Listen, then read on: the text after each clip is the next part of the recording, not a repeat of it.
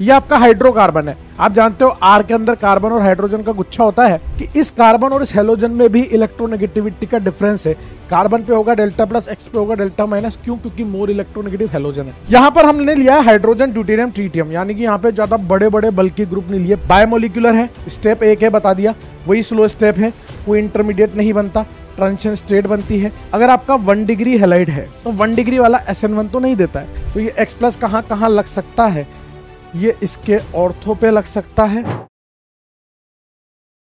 नमस्कार बच्चों, स्वागत है आपका आज के लेक्चर में। आज का लेक्चर अपन ने हेलो एल्केन हेलो एरेन का एक माइंड मैप लेक्चर रखा है। माइंड मैप लेक्चर है मतलब क्विक रिवीजन वाला लेक्चर है। काम की बात करेंगे, कड़क बात करेंगे, फालतू इधर उधर की बात नहीं करेंगे। इंपॉर्टेंट जो भी पॉइंट्स होंगे वो कवर करेंगे। जो मैकेनिज्म इंपॉर्टेंट होंगे उन मैकेनिज्म को पढ़ेंगे, जो मैकेनिज्म इंपॉर्टेंट नहीं है उनको नहीं देखेंगे, उनको शॉर्ट ट्रिक से कर लेंगे, ठीक है ना। ये chapter JEE Mains as well as advance दोनों के लिए बहुत ज्यादा इंपॉर्टेंट है, ध्यान रखें। हेलो एल्केन हेलो एरेन थोड़ा सा प्रीमियम चैप्टर है, ध्यान से, ठीक है ना। मेरा नाम है योगेश जैन और आज हम हेलो एल्केन हेलो एरेन की बात करने वाले हैं। चलिए शुरू करते हैं। सबसे पहले तो हेलो एल्केन हेलो एरेन होता क्या है? ये आपका हाइड्रोकार्बन है। आप जानते हो आर के अंदर कार्बन और हाइड्रोजन का गुच्छा होता है। ये RH है तो ये हाइड्रोकार्बन है। इसमें से मैं इस हाइड्रोजन को निकाल के इसकी जगह हेलोजन डाल रहा हूं, तो क्या बन जाएगा आपका हेलो एल्केन, जिसको हम अल्काइल हैलाइड भी कहते हैं। और जनरली हम अल्काइल हैलाइड ज्यादा यूज करेंगे, थोड़ा अच्छा लगता है। ये AR और ये H, AR मतलब एरोमेटिक हाइड्रोकार्बन है। ये इसमें से हाइड्रोजन निकाल लूंगा, हेलोजन लगाऊंगा तो ये अराइल हैलाइड बन जाएगा, या फिर इसको हेलो एरिन भी बोलते हैं। अब ये हेलोजन आप कितने लगा रहे हो उस पर डिपेंड करेगा कि मोनो होगा, डाई होगा, ट्राई होगा, टेट्रा होगा, ठीक है ना। 1 लगा रहे हो तो मोनो, 2 लगा रहे हो तो डाई, 3 लगा रहे हो तो ट्राई, 4 लगा रहे हो तो टेट्रा। समझ गया आप बात को? इस तरह से आपका पूरा क्लासिफिकेशन रहता है हेलो एल्केन हेलो एरेन का। फिर पहले हम लोग पढ़ेंगे chemical properties of halo alkane, बाद में पढ़ेंगे method of preparation of halo alkane. क्यों? क्योंकि केमिकल प्रॉपर्टी इस्तेमाल होती है मेथड ऑफ प्रिपरेशन में। SN1 SN2 वगैरह इस्तेमाल होगा वहां पे सीधे सीधे। तो पहले अपन SN1 SN2 की बात करेंगे। इस चैप्टर में मेनली वही है। बाकी एलिमिनेशन वगैरह आप हाइड्रोकार्बन वाले चैप्टर में देख चुके हो, वो तो दोबारा से रिवाइज ही करना है। केमिकल प्रॉपर्टीज में क्या क्या पढ़नी है हमें? 3 मेजर केमिकल प्रॉपर्टी होती है हेलो एल्केन की। एक है न्यूक्लियोफिलिक सब्स्टिट्यूशन रिएक्शन, ये देता है हेलो एल्केन आपका। दूसरा एलिमिनेशन रिएक्शन देता है और तीसरी रिएक्शन विद मेटल देता है। न्यूक्लियोफिलिक सब्स्टिट्यूशन में SN1 SN2 मेजरली हमें देखनी है। होती है SNI SNNGP है, SNNGP भी है। SNNGP का मतलब 2 बार SN2 ऐसे समझ लो आप, ठीक है ना। एलिमिनेशन रिएक्शन में हमें कौन कौन सी देखनी है? E1 E2 E1CB, ये बात करेंगे अपन, है ना। हालांकि हाइड्रोकार्बन में आप पढ़ चुके हो, फिर भी अपन बात कर लेंगे। फिर रिएक्शन विद मेटल की बात करेंगे कि मेटल के साथ कैसे रिएक्शन करता है ना, ठीक है ना, वो बात करनी है। सबसे इंपॉर्टेंट है सबसे पहले न्यूक्लियोफिलिक सब्स्टिट्यूशन रिएक्शन। 2 प्रकार की है, SN1 SN2, जहां पे 1 का मतलब क्या है? यूनिमोलिक्यूलर, जिसकी मोलिकुलरिटी 1 है। N का मतलब न्यूक्लियोफिलिक, S का मतलब सब्स्टिट्यूशन, तो यूनिमोलिकुलर न्यूक्लियोफिलिक सब्स्टिट्यूशन। यहां पर ये क्या है? Biomolecular nucleophilic substitution. अब इसके अंदर जो है हेलोजन की जगह पर क्या लगेगा? न्यूक्लियोफाइल सब्स्टिट्यूट हो जाएगा। सब्स्टिट्यूशन रिएक्शन है और कौन सी न्यूक्लियोफिलिक सब्स्टिट्यूशन, तो हेलोजन के स्थान पर क्या लग जाएगा? न्यूक्लियोफाइल लग जाएगा। लेकिन ये 2 स्टेप का मामला होता है। इसमें इंटरमीडिएट कार्बोकेटायन बनता है, और अगर इंटरमीडिएट कार्बोकेटायन बनेगा, कैसे बनेगा कैसे नहीं बनेगा वो बताएंगे अभी। इंटरमीडिएट अगर कार्बोकेटायन बनेगा तो ध्यान रखना मेरे दोस्त, रीअरेंजमेंट भी होगा, ठीक है ना। तो ये 2 स्टेप का मामला है हेलोजन से न्यूक्लियोफाइल तक पहुंचने का। जबकि SN2 के अंदर एक ही स्टेप में हम ये काम कर लेते हैं, हेलोजन की जगह न्यूक्लियोफाइल को सब्स्टिट्यूट कर देते हैं। यहां कोई इंटरमीडिएट नहीं बनता है कार्बोकेटायन जैसा, यहां इंटरमीडिएट बनता है। अब इसको चौड़ में देखते हैं, इसमें क्या हुआ होगा। इसको चौड़ में देखते हैं, इसमें क्या हुआ होगा। कैसे हेलोजन की जगह न्यूक्लियोफाइल लगा होगा, कैसे हेलोजन की जगह न्यूक्लियोफाइल लगा होगा, कौन कौन से फैक्टर्स रेट ऑफ रिएक्शन को डिस्टर्ब करेंगे, वो सारी बातें करनी है, ठीक है ना। हालांकि मैंने सब पहले से थोड़ा थोड़ा लिख रखा है, जिससे कि समझने के लिए हम ज्यादा टाइम लगाएं, क्वेश्चंस में टाइम लगाएं, हम फालतू जगह पे टाइम वेस्ट ना करें लिखने में, है ना, ज्यादा कंटेंट डिलीवर हो पाएगा। SN1 रिएक्शन, ये पूरा का पूरा जखीरा लिखा हुआ है, ध्यान से सुनना। आपको मैं जिधर फोकस कराऊंगा केवल आपका ध्यान उधर ही होगा, बाकी के बोर्ड पे नहीं होगा। मजा आ जाएगा एकदम एंड में, सुनते रहना बस, नेतागिरी मत करना, ठीक है। ये है आपका अल्काइल हैलाइड, इसमें कोई डिस्टर्बेंस वाली बात नहीं है। यहाँ पे कार्बन है, ये हेलोजन है, दिख रहा होगा आपको, ठीक है ना। और ये कैसा है? इस कार्बन से 3 कार्बन अटैच है, 3 डिग्री हैलाइड है। इसकी रिएक्शन मैं किसी न्यूक्लियोफाइल के साथ करा रहा हूं और कौन से सॉल्वेंट में करा रहा हूं, पोलर प्रोटिक सॉल्वेंट में करा रहा हूं। ध्यान रहे, जब SN1 रिएक्शन कराते हैं तो उसके लिए सबसे इंपॉर्टेंट कंडीशन क्या है कि पोलर प्रोटिक सॉल्वेंट होना चाहिए। यहां से दो प्रकार के प्रोडक्ट बनेंगे, एक ये वाला एक ये वाला। आप ध्यान से देखोगे जिस तरफ हेलोजन लगा है उसी तरफ न्यूक्लियोफाइल लग गया, तो इस तरह के प्रोडक्ट को बोलते हैं रिटेंशन प्रोडक्ट।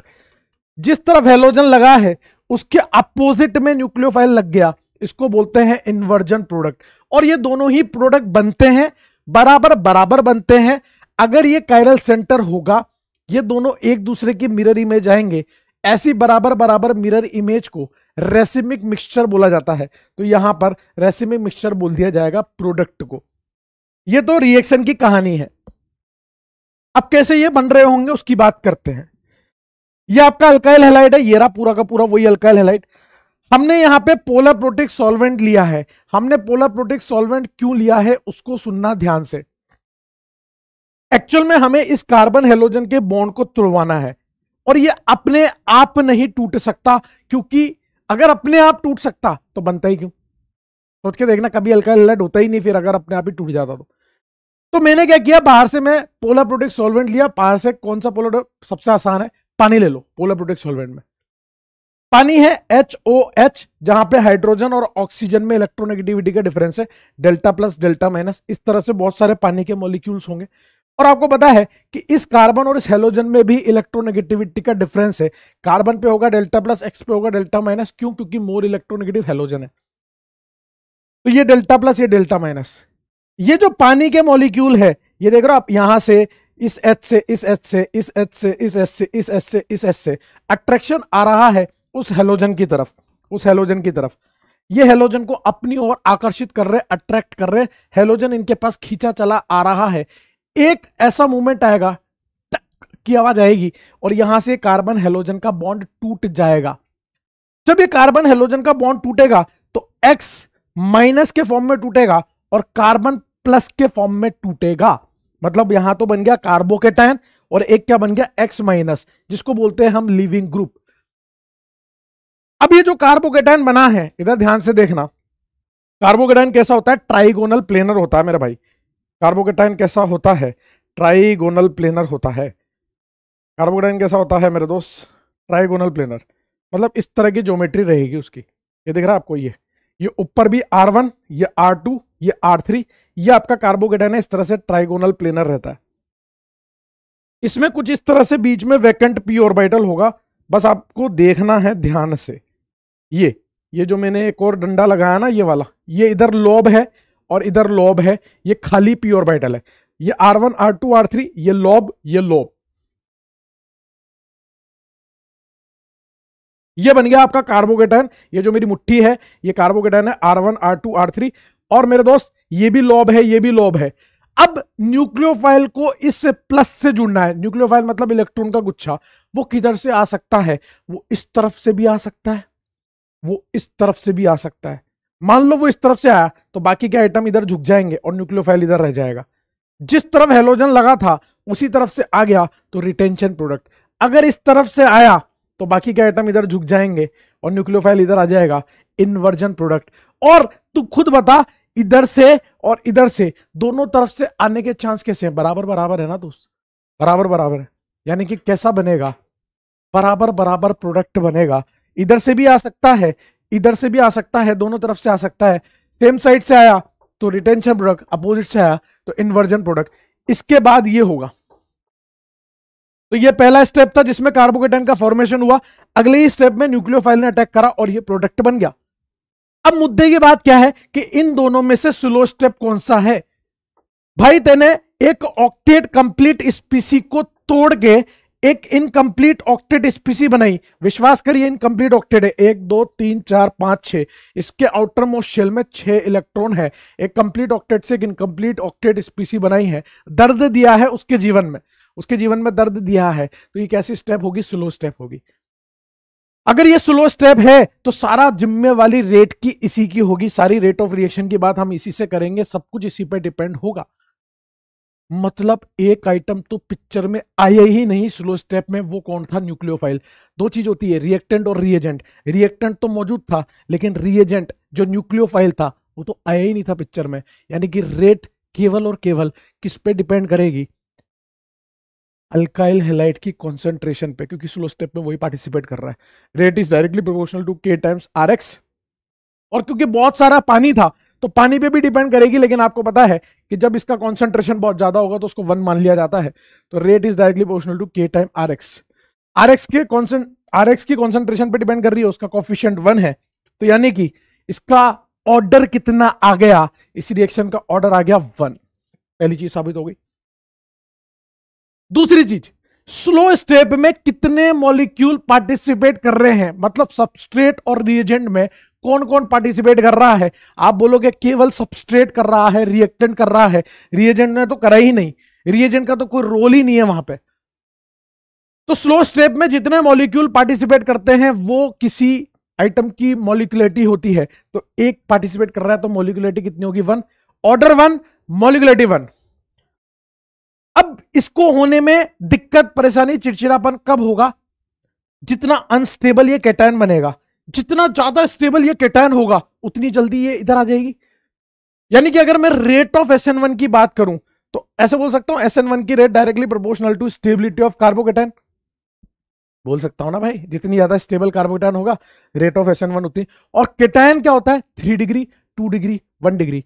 इसलिए 3 डिग्री में SN1 सबसे फास्ट, फिर 2 डिग्री में, फिर 1 डिग्री में। इवन 1 डिग्री में तो होती ही नहीं है, यूं मान के चलो। और अगर रेजोनेंस स्टेबलाइज्ड या बैक बॉन्डिंग स्टेबलाइज्ड कार्बोकेटायन बन जाए तो ईश्वर का आशीर्वाद है, मजे हो जाएंगे। ईश्वर का आशीर्वाद है, मजे हो जाएंगे। एक बात तो SN1 की रेट किस पे डिपेंड कर रही है? स्टेबिलिटी ऑफ कार्बोकेटायन पे। ये बात क्लियर होनी चाहिए। ऑर्डर बता दिया, मॉलिक्युलरिटी बता दी। न्यूक्लियोफाइल का कोई रोल नहीं है। मतलब आप अगर यहां पे न्यूक्लियोफाइल पुअर भी लेते हो तो मजा है, कोई मतलब ही नहीं है न्यूक्लियोफाइल का, क्योंकि तो सेकंड स्टेप में आ रहा है। फर्स्ट स्टेप स्लो स्टेप में तो उसका कोई पार्टिसिपेशन ही नहीं है।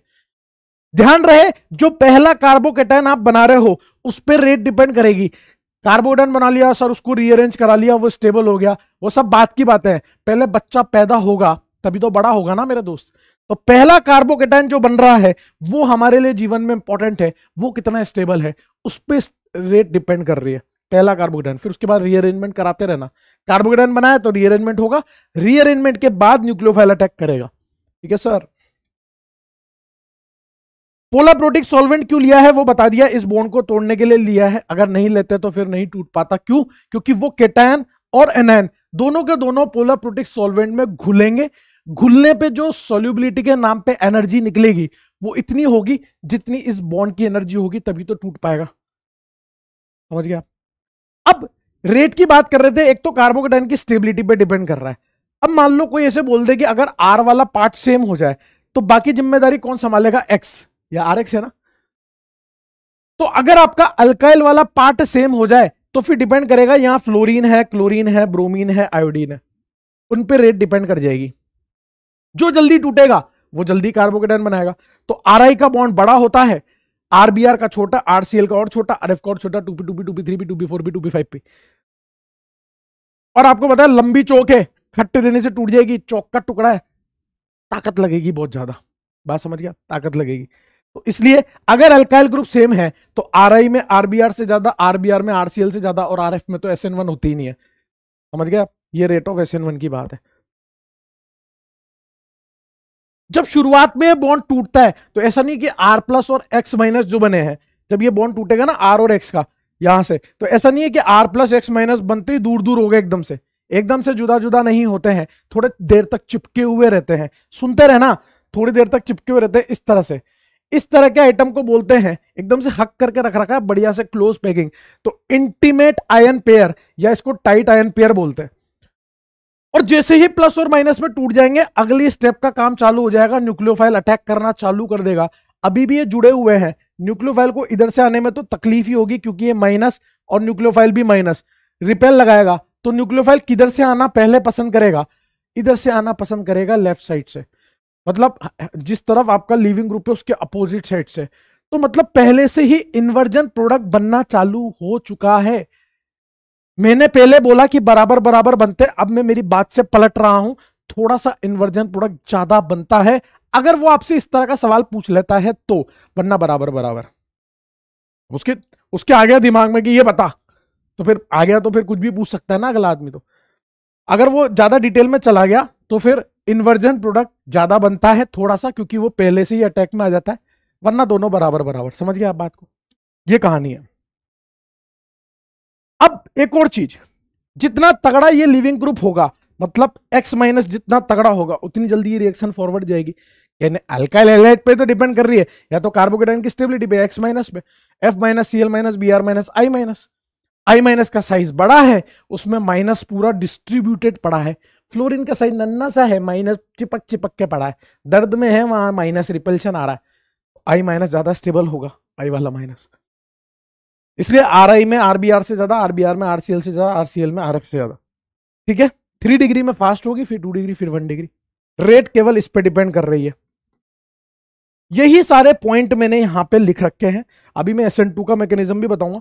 उससे पहले मैंने आपको यूनिमोलिकुलर साबित करके बता दिया, 2 स्टेप की होती है ये बता दिया, स्लो स्टेप फर्स्ट होती है ये बता दिया, इंटरमीडिएट कार्बोकेटाइन बनता है ये बता दिया, कार्बोकेटाइन बनेगा तो रीअरेंजमेंट होगा ये बता दिया, पोलर प्रोटिक सॉल्वेंट की रिक्वायरमेंट है ये बता दिया, rate directly proportional to K times R x है ये बता दिया, न्यूक्लियोफाइल पुअर है चलेगा बता दिया। फिर लिविंग ग्रुप मॉडरेट या गुड होना चाहिए, मतलब Cl minus, Br minus, I minus वैसे वाला चाहिए। फेवरेबल कंडीशन क्या है, 3 डिग्री अल्काइल हैलाइड आ जाए, जीवन में मजे आ जाएगा। रेट ऑफ SN1 जो है वो स्टेबिलिटी ऑफ कार्बोकेटाइन पे डिपेंड करती है, मतलब 3 डिग्री, फिर 2 डिग्री, फिर 1 डिग्री, और CH3X में तो होती ही नहीं है। अगर अल्काइल ग्रुप सेम है तो लिविंग ग्रुप एबिलिटी पे डिपेंड करेगी, मतलब RI, फिर RBr, फिर RCl, RF में होती नहीं है, बॉन्ड टूटता ही नहीं है। प्रोडक्ट क्या बनता है, रेसिमिक मिक्सचर बनता है ये बता दिया। अगर मैं इसके ग्राफ की बात करूं तो rate directly proportional to K time RX है, यानी कि सिर्फ RX की कॉन्सेंट्रेशन पे डिपेंड कर रहा है, न्यूक्लियोफाइल से कोई लेना देना नहीं है। तो जब मैं रेट ऑफ SN1 और RX की कॉन्सेंट्रेशन के बीच में ग्राफ बनाऊंगा तो इस तरह से लीनियर चलेगा, डायरेक्टली प्रोपोर्शनल है। अगर न्यूक्लियोफाइल और इसके बीच में बनाऊंगा, न्यूक्लियोफाइल पे जिम्मेदारी नहीं है, कांस्टेंट चलेगा। कितने स्टेप की, 2 स्टेप की। पहला स्टेप स्लो, तो पहला स्टेप स्लो है, ऊपर ग्राफ जा रहा है, और ये नीचे आ। पहले ही बता रहा हूं ये उनके लिए है जो पढ़ चुके हैं पहले से चैप्टर को। ऐसा मत सोचना इससे पढ़ के पूरा चैप्टर आ जाएगा क्या, अरे यार दैट इज इम्पॉसिबल ना भाई बडी, दैट इज इम्पॉसिबल बडी। ठीक है, तो पहला स्टेप स्लो है, दूसरा फास्ट है। पहले स्टेप में कार्बोकेटाइन बन रहा है। ठीक है दोस्त, ये 3 ग्राफ भी थोड़े से इंपॉर्टेंट है। मेरे हिसाब से सारी जानकारी मैंने दे दी SN1 की। आओ अब SN2 की, सब लिखा हुआ आपके पास, PDF आ जाएगी, टेंशन नहीं होता। SN2 रिएक्शन बोले तो बायोमोलिकुलर न्यूक्लियोफिलिक सब्स्टिट्यूशन रिएक्शन। यहां पर हमने लिया हाइड्रोजन, ड्यूटेरियम, ट्रीटियम, यानी कि यहां पे ज्यादा बड़े बड़े बल्कि ग्रुप नहीं लिए, पहली बात। न्यूक्लियोफाइल के साथ रिएक्शन कराई, और यहां हमने लिया है polar aprotic solvent. Polar protic नहीं लिया है, पोलर अप्रोटिक लिया है। जिस तरफ हेलोजन लगा है उसके अपोजिट साइड में न्यूक्लियोफाइल लगता है, और केवल यही प्रोडक्ट बनता है, 100% इन्वर्जन प्रोडक्ट बनता है। जिस तरफ हेलोजन है उसके अपोजिट में न्यूक्लियोफाइल, और इस तरह के इन्वर्जन को बोलते हैं वॉल्डन इन्वर्जन। जिधर मैं हाथ कर रहा हूं केवल उधर ही ऑब्जर्व करना है, और कहीं नहीं देखना है, नहीं तो सब दिमाग इधर उधर हो जाएगा। अब सुनो कैसे क्या हो रहा होगा वो समझते हैं। भाई ये कार्बन हेलोजन का बॉन्ड अपने से तो नहीं टूटने वाला, अपने आप से। ये न्यूक्लियोफाइल गया कोशिश करने, भाई कार्बन और हेलोजन में इलेक्ट्रोनेगेटिविटी का डिफरेंस है, तो यहाँ डेल्टा प्लस होगा, यहाँ डेल्टा माइनस होगा। लेकिन ये जैसे ही इधर से जा रहा था तो यहाँ पे बहुत सारे इलेक्ट्रॉन का क्लाउड था, हेलोजन पे ये लोन पेयर लगे हुए थे, तो ये इसको इधर से एंट्री मारने ही नहीं दे रहे। ये एक समझने का तरीका है, this is not the actual way. ये मतलब मैं ये नहीं कह रहा ये राइट तरीका है, लेकिन समझ में आ जाता है बच्चों को इससे कि भाई न्यूक्लियोफाइल इधर से आ रहा था, वो भी इलेक्ट्रॉन का गुच्छा, और हेलोजन भी इलेक्ट्रॉन का गुच्छा, तो इधर से एंट्री नहीं मिल पाएगी जिस तरफ हेलोजन है। तो न्यूक्लियोफाइल को तो घुसना है, वो अपना रास्ता बदल लेता है। मैं आपको बता रहा हूं, सुनते रहना। जो मैंने पहला तरीका बताया वो रॉन्ग तरीका है, लेकिन समझ में आ जाता है इसलिए बताया। इस तरफ से तो एंट्री नहीं मिल पा रही। आपको पता है जब कोई बॉन्ड बनता है, जैसे ये पी ऑर्बिटल है, ये पी ऑर्बिटल है, हमें सिग्मा बॉन्ड बनाना है, ये इसका इलेक्ट्रॉन, ये इसका इलेक्ट्रॉन, इनमें मोहब्बत होगी, ओवरलैपिंग होगी तो टॉफी बनेगी। ये बॉन्डिंग मॉलिक्यूलर ऑर्बिटल और ये एंटी बॉन्डिंग मॉलिक्यूलर ऑर्बिटल, मतलब हर सिग्मा या हर पाई बॉन्ड की एक बॉन्डिंग मॉलिक्यूलर ऑर्बिटल होता है, एक एंटी बॉन्डिंग। तो ये था इसका बॉन्डिंग, इसके पीछे एक छोटी सी टुई होगी इस तरह की, ये टुई दिख रही है आपको, ये टुई है जो एंटी बॉन्डिंग मॉलिक्यूलर ऑर्बिटल है और वो खाली है। इस तरफ से एंट्री बंद हो गई थी, न्यूक्लियोफाइल पीछे से आया। एक्चुअल में जब भी हमें किसी बॉन्ड को क्रैक करना होता है तो क्रैक हमेशा बॉन्ड एंटी बॉन्डिंग पे अटैक करने से ही होता है। सही तरीका तो यह है, लेकिन ऐसे भी समझ में आ जाता है कि हाँ इधर से एंट्री नहीं मिल रही तो पीछे से घुसा, न्यूक्लियोफाइल पीछे से एंट्री मारा, न्यूक्लियोफाइल ने पीछे से एंट्री मारी, न्यूक्लियोफाइल और इस कार्बन के बीच में मोहब्बत स्टार्ट हुई, dash dash dash dash dash dash. जब इसके साथ इसकी मोहब्बत स्टार्ट हुई तो कार्बन हेलोजन के बीच में मोहब्बत कम होनी चालू हुई, जलन मचनी चालू हुई, हेलोजन का बॉन्ड उसे छोड़ के जाने लगा, इधर से तो बॉन्ड फॉर्म होने लगा, इधर से बॉन्ड ब्रेक होने लगा। जब एक ही मॉलिक्यूल में बीबी और बीएफ साथ में चल रहा हो, यानी कि बॉन्ड ब्रेकिंग और बॉन्ड फॉर्मेशन, उस स्टेज को बोलते हैं transition state. Bond formation bond breaking साथ में चल रहा है। ये तो न्यूक्लियोफाइल तो बॉन्ड फॉर्म कर रहा है और ये बॉन्ड ब्रेक कर रहा है।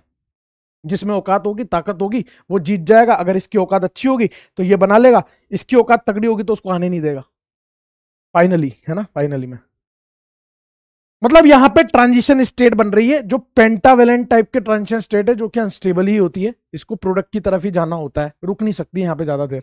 खैर सुनो, तो फाइनली होगा क्या कि ये कार्बन हेलोजन का बॉन्ड यहां से लीव कर जाएगा और न्यूक्लियोफाइल किधर से आया था, अपोजिट साइड से आया था, इसलिए यहां न्यूक्लियोफाइल और हाइड्रोजन ड्यूटेरियम ट्रीटियम अपनी शक्ल बदल लेंगे। मतलब अगर कोई वेज पे होगा तो वेज वाला मामला डैश पे चला जाएगा, ऐसे मान लो आप, है ना। वेज का डैश हो जाता है, डैश का वेज हो जाता है। इसमें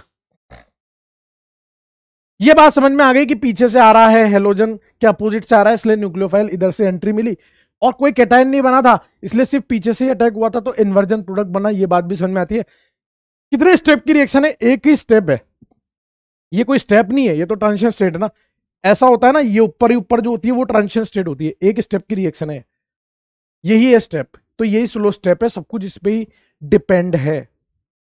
अगर इसी पे सब कुछ डिपेंड है तो इसमें कितने लोग पार्टिसिपेट कर रहे हैं, ध्यान से देख। न्यूक्लियोफाइल भी कर रहा है, अल्काइल हैलाइड भी कर रहा है, 2 मॉलिक्यूल पार्टिसिपेट कर रहे हैं स्लो स्टेप में, इसलिए ये बाय मॉलिक्यूलर है। स्लो स्टेप के अंदर अल्काइल हैलाइड भी कर रहा है, न्यूक्लियोफाइल भी कर रहा है, मतलब रेट अल्काइल हैलाइड पे भी डिपेंड कर रही है, न्यूक्लियोफाइल पे भी डिपेंड कर रही है। तो अल्काइल हैलाइड का कोफिशिएंट, न्यूक्लियोफाइल का कोफिशिएंट, दोनों को ऐड करेगा तो ऑर्डर कितना आया, 2 आया।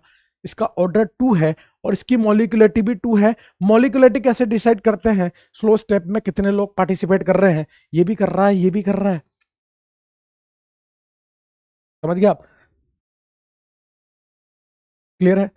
अब दर्द क्या है जीवन में, जीवन में दर्द क्या है, इसको पीछे से घुसना है। जितने मोटे मोटे ग्रुप यहां होंगे उतना इस न्यूक्लियोफाइल को घुसने में तकलीफ होगी। जितने मोटे मोटे ग्रुप होंगे ना यहाँ, न्यूक्लियोफाइल को उतना घुसने में दिक्कत होगी, रगड़ आएगी, छिलन हो जाएगी, छिलन। अगर ये मोटे मोटे ग्रुप होंगे, मतलब इस कार्बन पे स्टेरिक क्राउडिंग, स्टेरिक हिंड्रेंस, भीड़ भाड़ कम होनी चाहिए। और वो कम कब होगी, जब ये 1 डिग्री होगा, 2 डिग्री होगा थोड़ी बढ़ जाएगी, 3 डिग्री होगा भयंकर बढ़ जाएगी। न्यूक्लियोफाइल को आने में तकलीफ तब होगी जब स्टेरिक हिंड्रेंस ज्यादा होगी, यानी कि रेट ऑफ SN2 किस पे डिपेंड कर रही है, inversely proportional to steric hindrance. जितनी ज्यादा स्टेरिक हिंड्रेंस उतनी कम, इसलिए CH3X में सबसे ज्यादा, फिर 1 डिग्री में, फिर 2 डिग्री में और 3 डिग्री में SN2 होती नहीं है। समझ गए आप। अगर आपका ये अल्काइल वाला पार्ट सेम है तो X पे जिम्मेदारी आ जाती है पूरी, RF, RCl, RBr, RI। जो बॉन्ड जल्दी टूटेगा, अगर R वाला पार्ट सेम है तो बॉन्ड जल्दी जो टूटेगा वो जल्दी SN2 देगा। तो fluorine, chlorine, bromine, iodine, 2p, 2p, 2p, 3p, 2p, 4p, 2p, 5p, तो 2p, 5p वाला जल्दी टूटेगा, मतलब I- बड़ा साइज डिस्ट्रीब्यूटेड, तो I- ज्यादा कंफर्टेबल होगा। समझ रहे हो आप। तो RI में RBr से ज्यादा, RBr में RCl से ज्यादा, RCl में RF से ज्यादा। कोई कैटायन नहीं बन रहा, कोई रीअरेंजमेंट नहीं होगा, ठीक है। और प्रोडक्ट सिर्फ एक बनेगा, वो है 100% इन्वर्जन प्रोडक्ट। सारी बात बता चुका हूं, आइए इसके भी पॉइंट्स को रीड कर लीजिए। बायोमोलिकुलर है, स्टेप 1 है, बता दिया, वही स्लो स्टेप है, कोई इंटरमीडिएट नहीं बनता, ट्रांजिशन स्टेट बनती है, रेट स्पेस पे डिपेंड है। Order 2, molecularity 2, polar aprotic solvent लेंगे, पोलर प्रोटिक ले लिया तो फिर वही कैटायन एनायन वाली सिचुएशन आ जाएगी, बॉन्ड टूट जाएगा पहले ही, रीअरेंजमेंट नहीं होगा। पोलर प्रोटिक का मतलब SN1 की तरफ चल जाती है। न्यूक्लियोफाइल यहां स्ट्रॉन्ग चाहिए, क्यों, क्योंकि रेट में भी न्यूक्लियोफाइल का पार्टिसिपेशन आ रहा है। तो न्यूक्लियोफाइल स्ट्रॉन्ग होगा तो रेट बढ़ेगी, इसलिए यहां न्यूक्लियोफाइल हमें स्ट्रॉन्ग चाहिए, ध्यान रखना। फिर उसके बाद लिविंग ग्रुप मॉडरेट और गुड चलेगा। फेवरेबल कंडीशन क्या है, कम से कम स्टेरिक हिंड्रेंस मतलब CH3X, rate of SN2 is inversely proportional to steric hindrance at RX। CH3X में फिर 1 डिग्री में, फिर 2 डिग्री में, 3 डिग्री में SN2 नहीं होती है। अगर अल्काइल ग्रुप सेम है तो लिविंग ग्रुप एबिलिटी पे डिपेंड करेगा, मतलब वही RI फिर RBr फिर RCl फिर RF, RF में नहीं होती। और यह 100% इन्वर्जन प्रोडक्ट बनता है मेरे भाई। वही 3 ग्राफ है, अब दोनों पे डिपेंडेंसी आ रही है, तो रेट ऑफ SN2 और RX की कंसेंट्रेशन के बीच में ग्राफ डायरेक्टली प्रोपोर्शनल आ रहा है 1 के साथ, तो इस तरह से चलेगा। रेट ऑफ SN2 न्यूक्लियोफाइल में कंसेंट्रेशन इस तरह से चलेगा। अगर मैं पोटेंशियल एनर्जी और रिएक्शन प्रोग्रेस का ग्राफ बनाऊं, एक स्टेप की रिएक्शन है, इसी तरह से चलेगी, बीच में यहाँ ट्रांजिशन स्टेट बन रही है जिसमें BB और BF साथ में चल रहा है, प्रोडक्ट आपका ये बन जाएगा। ठीक है, ये ग्राफ भी हो गए, है ना। ये SN1 SN2 की कहानी थी। अब एक क्वेश्चन आ जाता है कभी कभी असर्शन रीजन में, या स्टेटमेंट 1 स्टेटमेंट 2 या करेक्ट इनकरेक्ट में, कि विनाइल हैलाइड और aryl halide does not give SN reaction. SN बोले तो कोई भी प्रकार की न्यूक्लियोफिलिक सब्स्टिट्यूशन, चाहे SN1 हो चाहे SN2 हो, कोई सी भी नहीं देता। क्यों नहीं देता, उसके रीजंस पूछ लेता है। ये रहा विनाइल हैलाइड, ये विनाइल ग्रुप होता है। ये रहा अराइल हैलाइड, ये अराइल ग्रुप होता है। हमें पता है कि हमारा लिविंग ग्रुप कैसा होना चाहिए, हमारा लिविंग ग्रुप या तो मॉडरेट होना चाहिए या गुड होना चाहिए, चाहे वो SN1 हो चाहे SN2 हो। अब ये lone pair sigma pi bond, ये लोन पेयर इस पाई बॉन्ड के साथ रेजोनेंस करता है, जिस कारण से यहां पर पार्शियल डबल बॉन्ड कैरेक्टर आ जाते हैं। तो जो कार्बन हेलोजन का बॉन्ड आसानी से टूट सकता था, अब पार्शियल डबल बॉन्ड आने की वजह से वो आनाकानी करेगा, नखरे करेगा, यानी कि वहां पे लिविंग ग्रुप कैसा हो गया, पुअर हो गया। सेम हियर, हेलोजन और ये पाई बॉन्ड, यहां पे पार्शियल डबल बॉन्ड कैरेक्टर आने की वजह से ये लिविंग ग्रुप पुअर हो गया, अब नहीं टूटेगा आसानी से। लेकिन आपके तो जिद्दी आ गई, मतलब कोई होती है ना जबरदस्ती, हम तो तोड़ देंगे, जिद्दी आ गई तो आगे भाई कुछ नहीं कर सकते। अगर आपके जिद्दी आ गई, नहीं नहीं हम तो तोड़ देंगे, हम तो तोड़ देंगे, तोड़ ले भाई, जिद्दी का तो कोई हिसाब किताब ही नहीं है। तेने तोड़ लिया, तोड़ने के बाद यहां प्लस बना, यहां प्लस बना, दोनों की बैंड बच गई, sp2 पे कैटायन, sp2 पे कैटायन, मतलब ये हाईली अनस्टेबल कैटायंस हैं। ये सब मैंने लिख रखा है, ये पढ़ लेना आप, है ना, ये पढ़ लेना। मैंने आपको सीधे सीधे बता दिया, रेजोनेंस के कारण partial double bond character poor leaving group हो गया, और अगर आपने जबरदस्ती करी तो विनाइल कैटायन अराइल कैटायन बनेंगे, हाईली अनस्टेबल है। फिर भी आपके और जिद्दी आ गई, और ढंग से बता, और ढंग से बता। तीसरा रीजन बता रहा हूं आपको, पता है जो बेंजीन होती है, मैं इसको एकदम से ऐसे डिलीट कर रहा हूं, अभी वापस दिखा दूंगा। ये बेंजीन है साहब, ये बेंजीन के पाई बॉन्ड, ये पाई बॉन्ड, ये पाई बॉन्ड ऐसे है। और हमें न्यूक्लियोफाइल को कहां अटैक कराना है, ऐसे बैक साइड पे इस टूई पे अटैक कराना है। केटाइन वाला सिचुएशन तो देख लिया SN1 के लिए, SN2 के लिए हमें पीछे अटैक करवाना है। तो क्या ये बेंजीन के इलेक्ट्रॉन ऐसे होते हैं? नहीं।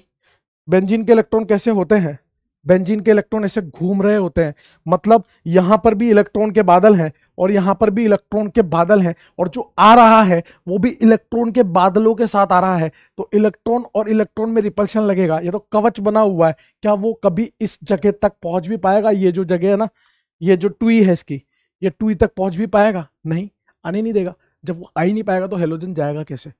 सेम विद विनाइल, यहां पर ये पाई बॉन्ड इलेक्ट्रॉन डेंसिटी है, यहां आना है, न्यूक्लियोफाइल एंट्री नहीं कर पाएगा बैक साइड से, तो हेलोजन निकलेगा कैसे? समझ गए? तो इसलिए SN2 नहीं हो पाएगी, इसलिए विनाइल हैलाइड अराइल हैलाइड में नहीं होती। ये कुछ सबस्ट्रेट है जो SN2 रिएक्शन नहीं देते, इसके बारे में बता चुका हूं, इसके बारे में बता चुका हूं। ये देखो, ये कैसा है, 3 डिग्री है, 3 डिग्री SN2 देता ही नहीं है, तो ये भी नहीं देगा, ये भी 3 डिग्री, ये भी नहीं देगा। सर ये तो 1 डिग्री है। वीडियो को पॉज करके देख लेना, जहां लगे पीछे कर लेना। मेरे पास समय कम है और माल ज्यादा है, इसलिए मैं आपको थोड़ा सा इस तरह से बता रहा हूं, ठीक है। ये तो 1 डिग्री है सर, इसको आप ध्यान से देखोगे, इसमें एक हाइड्रोजन, इस कार्बन की बात बता रहा हूं, और यहां पर क्या लगा है, यहां लगा है एमी एमी एमी, और ये एक ही इतना मोटा है कि पीछे घुसने ही नहीं देगा न्यूक्लियोफाइल को। इस वाले केस में नियोपेंटाइल हैलाइड बोलते हैं इसको। ये भी SN2 नहीं देता, सुमो ग्रुप की वजह से। ये कार्बन फ्लोरीन का बॉन्ड है, टूटता ही नहीं है, RF देता ही नहीं है ना SN2। और ये अभी बताया आपको कि इस तरह से इलेक्ट्रॉन डेंसिटी होगी ना, ये पाई बॉन्ड है, ये पाई बॉन्ड है, इनके बीच में भी तो इलेक्ट्रॉन डेंसिटी होगी इस तरह से, तो न्यूक्लियोफाइल पीछे से एंट्री नहीं कर पाएगा, इस जगह पे न्यूक्लियोफाइल को एंट्री नहीं मिल पाएगी। समझ गए? तो ये भी SN2 नहीं देगा। ये कुछ सबस्ट्रेट है जो SN2 नहीं देते। कोशिश कर रहा हूं जितनी चीजें बता पाऊं यार भाई, है ना, वो वाली बात है। अब SN1 SN2 में सबस्ट्रेट के अकॉर्डिंग कंपैरिजन कर लेते हैं, देख लेते हैं कौन देता है कौन नहीं देता। CH3X भयंकर एक्सीलेंट SN2 देगा भाई, लेकिन SN1 नहीं देगा क्योंकि कार्बोकेटाइन अनस्टेबल होगा। सभी जगह पर X फ्लोरीन नहीं है, ध्यान रखें, फ्लोरीन के केस में SN1 SN2 नहीं होती। RCH2X ये 1 डिग्री वाला है, और 1 डिग्री वाला भी SN1 नहीं देता, SN2 दे देता है। ये 2 डिग्री वाला है, 2 डिग्री वाला SN1 भी दे देगा, SN2 भी दे देगा। तो हमें कैसे पता चलेगा कौन? ये कब देगा? पोलर प्रोटिक सॉल्वेंट होगा तब। ये कब देगा? जब पोलर अप्रोटिक सॉल्वेंट होगा तब। ये है आपका कार्बन 3 डिग्री, और 3 डिग्री SN1 बहुत तगड़ी देगा, एक्सीलेंट देगा, लेकिन SN2 नहीं देगा। समझ गया? फिर ये देखो ROCH2X, जब आप SN1 कराओगे तो क्या बनेगा? ROCH2+, ये कैटायन बनेगा, और ऑक्सीजन का lone pair back bonding stabilise करेगा। मजे आ गए, SN1 देगा। जब आप यहां कराओगे तो उस केस में यहां बॉन्ड तो तोड़ नहीं सकते, इसका डेल्टा प्लस चेक करना पड़ेगा। उस केस में OR क्या लगाएगा? -I लगाएगा। ऑक्सीजन इस कार्बन से इलेक्ट्रॉन खींच रहा होगा, बॉन्ड टूटा नहीं है, बॉन्ड टूटा नहीं है, खींच रहा होगा, तो डेल्टा प्लस बढ़ेगा, तो न्यूक्लियोफाइल और जल्दी अप्रोच करेगा, यानी कि SN2 भी देगा। कब देगा ये? जब पोलर प्रोटिक सॉल्वेंट, ये पोलर अप्रोटिक सॉल्वेंट में। समझ गए? आप यहां से हेलोजन हटाओगे, यहां कार्बोकेटाइन बनाओगे, CO उसकी बैंड बजा देगा बुरी तरह से -I लगा के, तो ये SN1 नहीं दे पाएगा। मतलब वो केटायन अनस्टेबल बन रहा है बेसिकली, SN1 नहीं देगा। लेकिन ये SN2 एक्सीलेंट दे देगा, बहुत तगड़ी SN2 देगा। एक तो 1 डिग्री है, ऊपर से यहां जो कार्बन पे डेल्टा प्लस है, बॉन्ड नहीं तोड़ा मैंने कार्बन हेलोजन का, प्लस नहीं बना रहा हूं। जितना ज्यादा ये डेल्टा प्लस होगा, न्यूक्लियोफाइल उतनी जल्दी अप्रोच करेगा। पीछे से क्या लग रहा है? -I, इलेक्ट्रॉन खींच रहा है, डेल्टा प्लस बढ़ेगा। मजे आ गए, स्वाद आ रहा है। फिर यहां पे देखो, ये सबस्ट्रेट है, अभी बताया था अराइल हैलाइड, ना SN1 ना SN2। ये विनाइल हैलाइड, ना SN1 ना SN2। ये 3 डिग्री है। 3 डिग्री में अगर आप यहाँ पे गलती से कर भी देते हो कि सर 3 डिग्री तो मस्त SN1 देगा, तो यहाँ ब्रेड्स रूल वॉयलेट हो जाएगा, इसलिए SN1 नहीं देगा। ब्रेड्स रूल वॉयलेट हो जाएगा बेटा। Bridgehead carbon never be violate, sp2 है ना, और SN2 तो देगा ही नहीं, 3 डिग्री है। फिर यहां से इसको हटाओगे, यहां कैटायन बनाओगे, देख पाई सिग्मा पॉजिटिव। मजा आ गया भाई, बढ़िया कैटायन है, शुद्ध कैटायन, बढ़िया कैटायन। तो यानी कि ये SN1 देगा, और ये SN2 भी देगा। क्यों? क्योंकि यहां डेल्टा प्लस होगा, तो उस केस में ये कार्बन जो है -I लगाएगा। SN2 में डेल्टा प्लस से देखना है, जितना ज्यादा डेल्टा प्लस उतनी जल्दी न्यूक्लियोफाइल अटैक करेगा। तो ये कहानी कब चलेगी? PPS में, पोलर प्रोटिक सॉल्वेंट में। ये कहानी पोलर अप्रोटिक सॉल्वेंट में, मतलब सेम सबस्ट्रेट SN1 SN2 दोनों दे सकता है, डिपेंड करेगा सॉल्वेंट क्या ले रखा है आपने। फिर यहां पर वही कहानी, यहां से X हटाओ, प्लस बनाओ, पाई सिग्मा पॉजिटिव, मस्त रेजोनेंस चल रहा है, यानी कि ये SN1 देगा, ये SN2 भी देगा। यहां डेल्टा प्लस देखोगे तो ये कार्बन sp2, ये sp3, sp2 का -I लगेगा। मजा आ गया। बस कब देगा? ये पोलर प्रोटिक में, और ये पोलर अप्रोटिक में। ये SN1 SN2 दोनों नहीं देगा। SN1 इसलिए नहीं देगा क्योंकि अगर आपने दे दी तो ये एंटी एरोमेटिक बन गया, जो कि पॉसिबल नहीं है।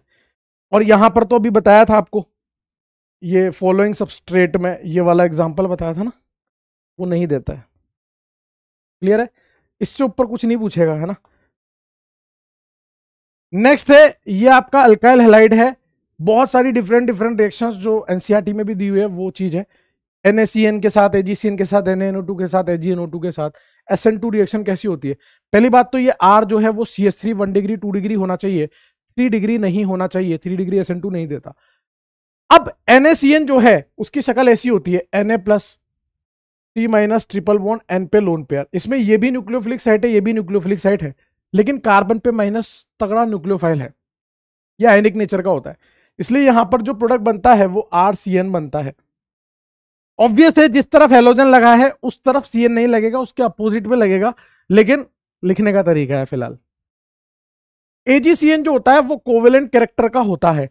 कोवेलेंट कैरेक्टर का होने की वजह से यहां पे पार्शियल कार्बन आयन होता है, कंप्लीट माइनस नहीं होता। उस केस में नाइट्रोजन का लोन पेयर ज्यादा अच्छे न्यूक्लियोफिलिक साइट होता है, तो इसलिए यहां पे RN triple bond C isocyanide major product बनता है। NaNO2 क्या होता है? Na+O- N double bond O। यहां पर O पे माइनस है, नाइट्रोजन पे लोन पेयर है, लेकिन ज्यादा अच्छी न्यूक्लियोफिलिक साइट माइनस है क्योंकि उस पर चार्ज है और कोई भी स्पीसी न्यूट्रल होना चाहती है। समझ रहे हो आप, न्यूक्लियोफिलिक स्ट्रेंथ बता रहा हूं। तो RONO ये इसमें मेजर प्रोडक्ट बनेगा। यस में बनेगा दोनों ही, इससे भी बन सकता है इससे भी, लेकिन मेजर ये वाला बनेगा। अगर आपने AgNO2 ले रखा है तो वो कोवेलेंट नेचर का होता है, तो ऑक्सीजन पे पूरी तरह से माइनस नहीं आ पाता।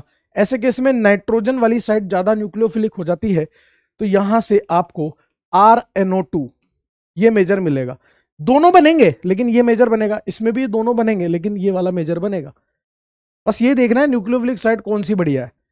एक्वस KOH OH माइनस, तो यहां पे दारू बनेगी ना भैया, दारू बनेगी। मोइस्ट Ag2O, मोइस्ट Ag2O मतलब Ag2O में नमी, AgOAg, Ag2O में नमी, यहां से काट OH H, यहां से काट HOH, ये क्या बन गया AgOH, Ag plus OH minus, वही ROH वाली बात, नमी वाला Ag2O है।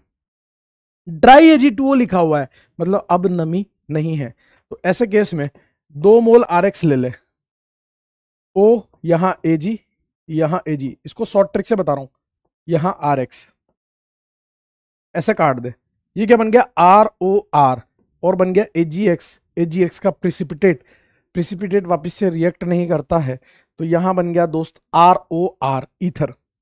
एक्वस KSH, तो यहां क्या बनेगा RSH, NaN3, यहां क्या बनेगा RN3, अल्काइल अजाइड, है ना।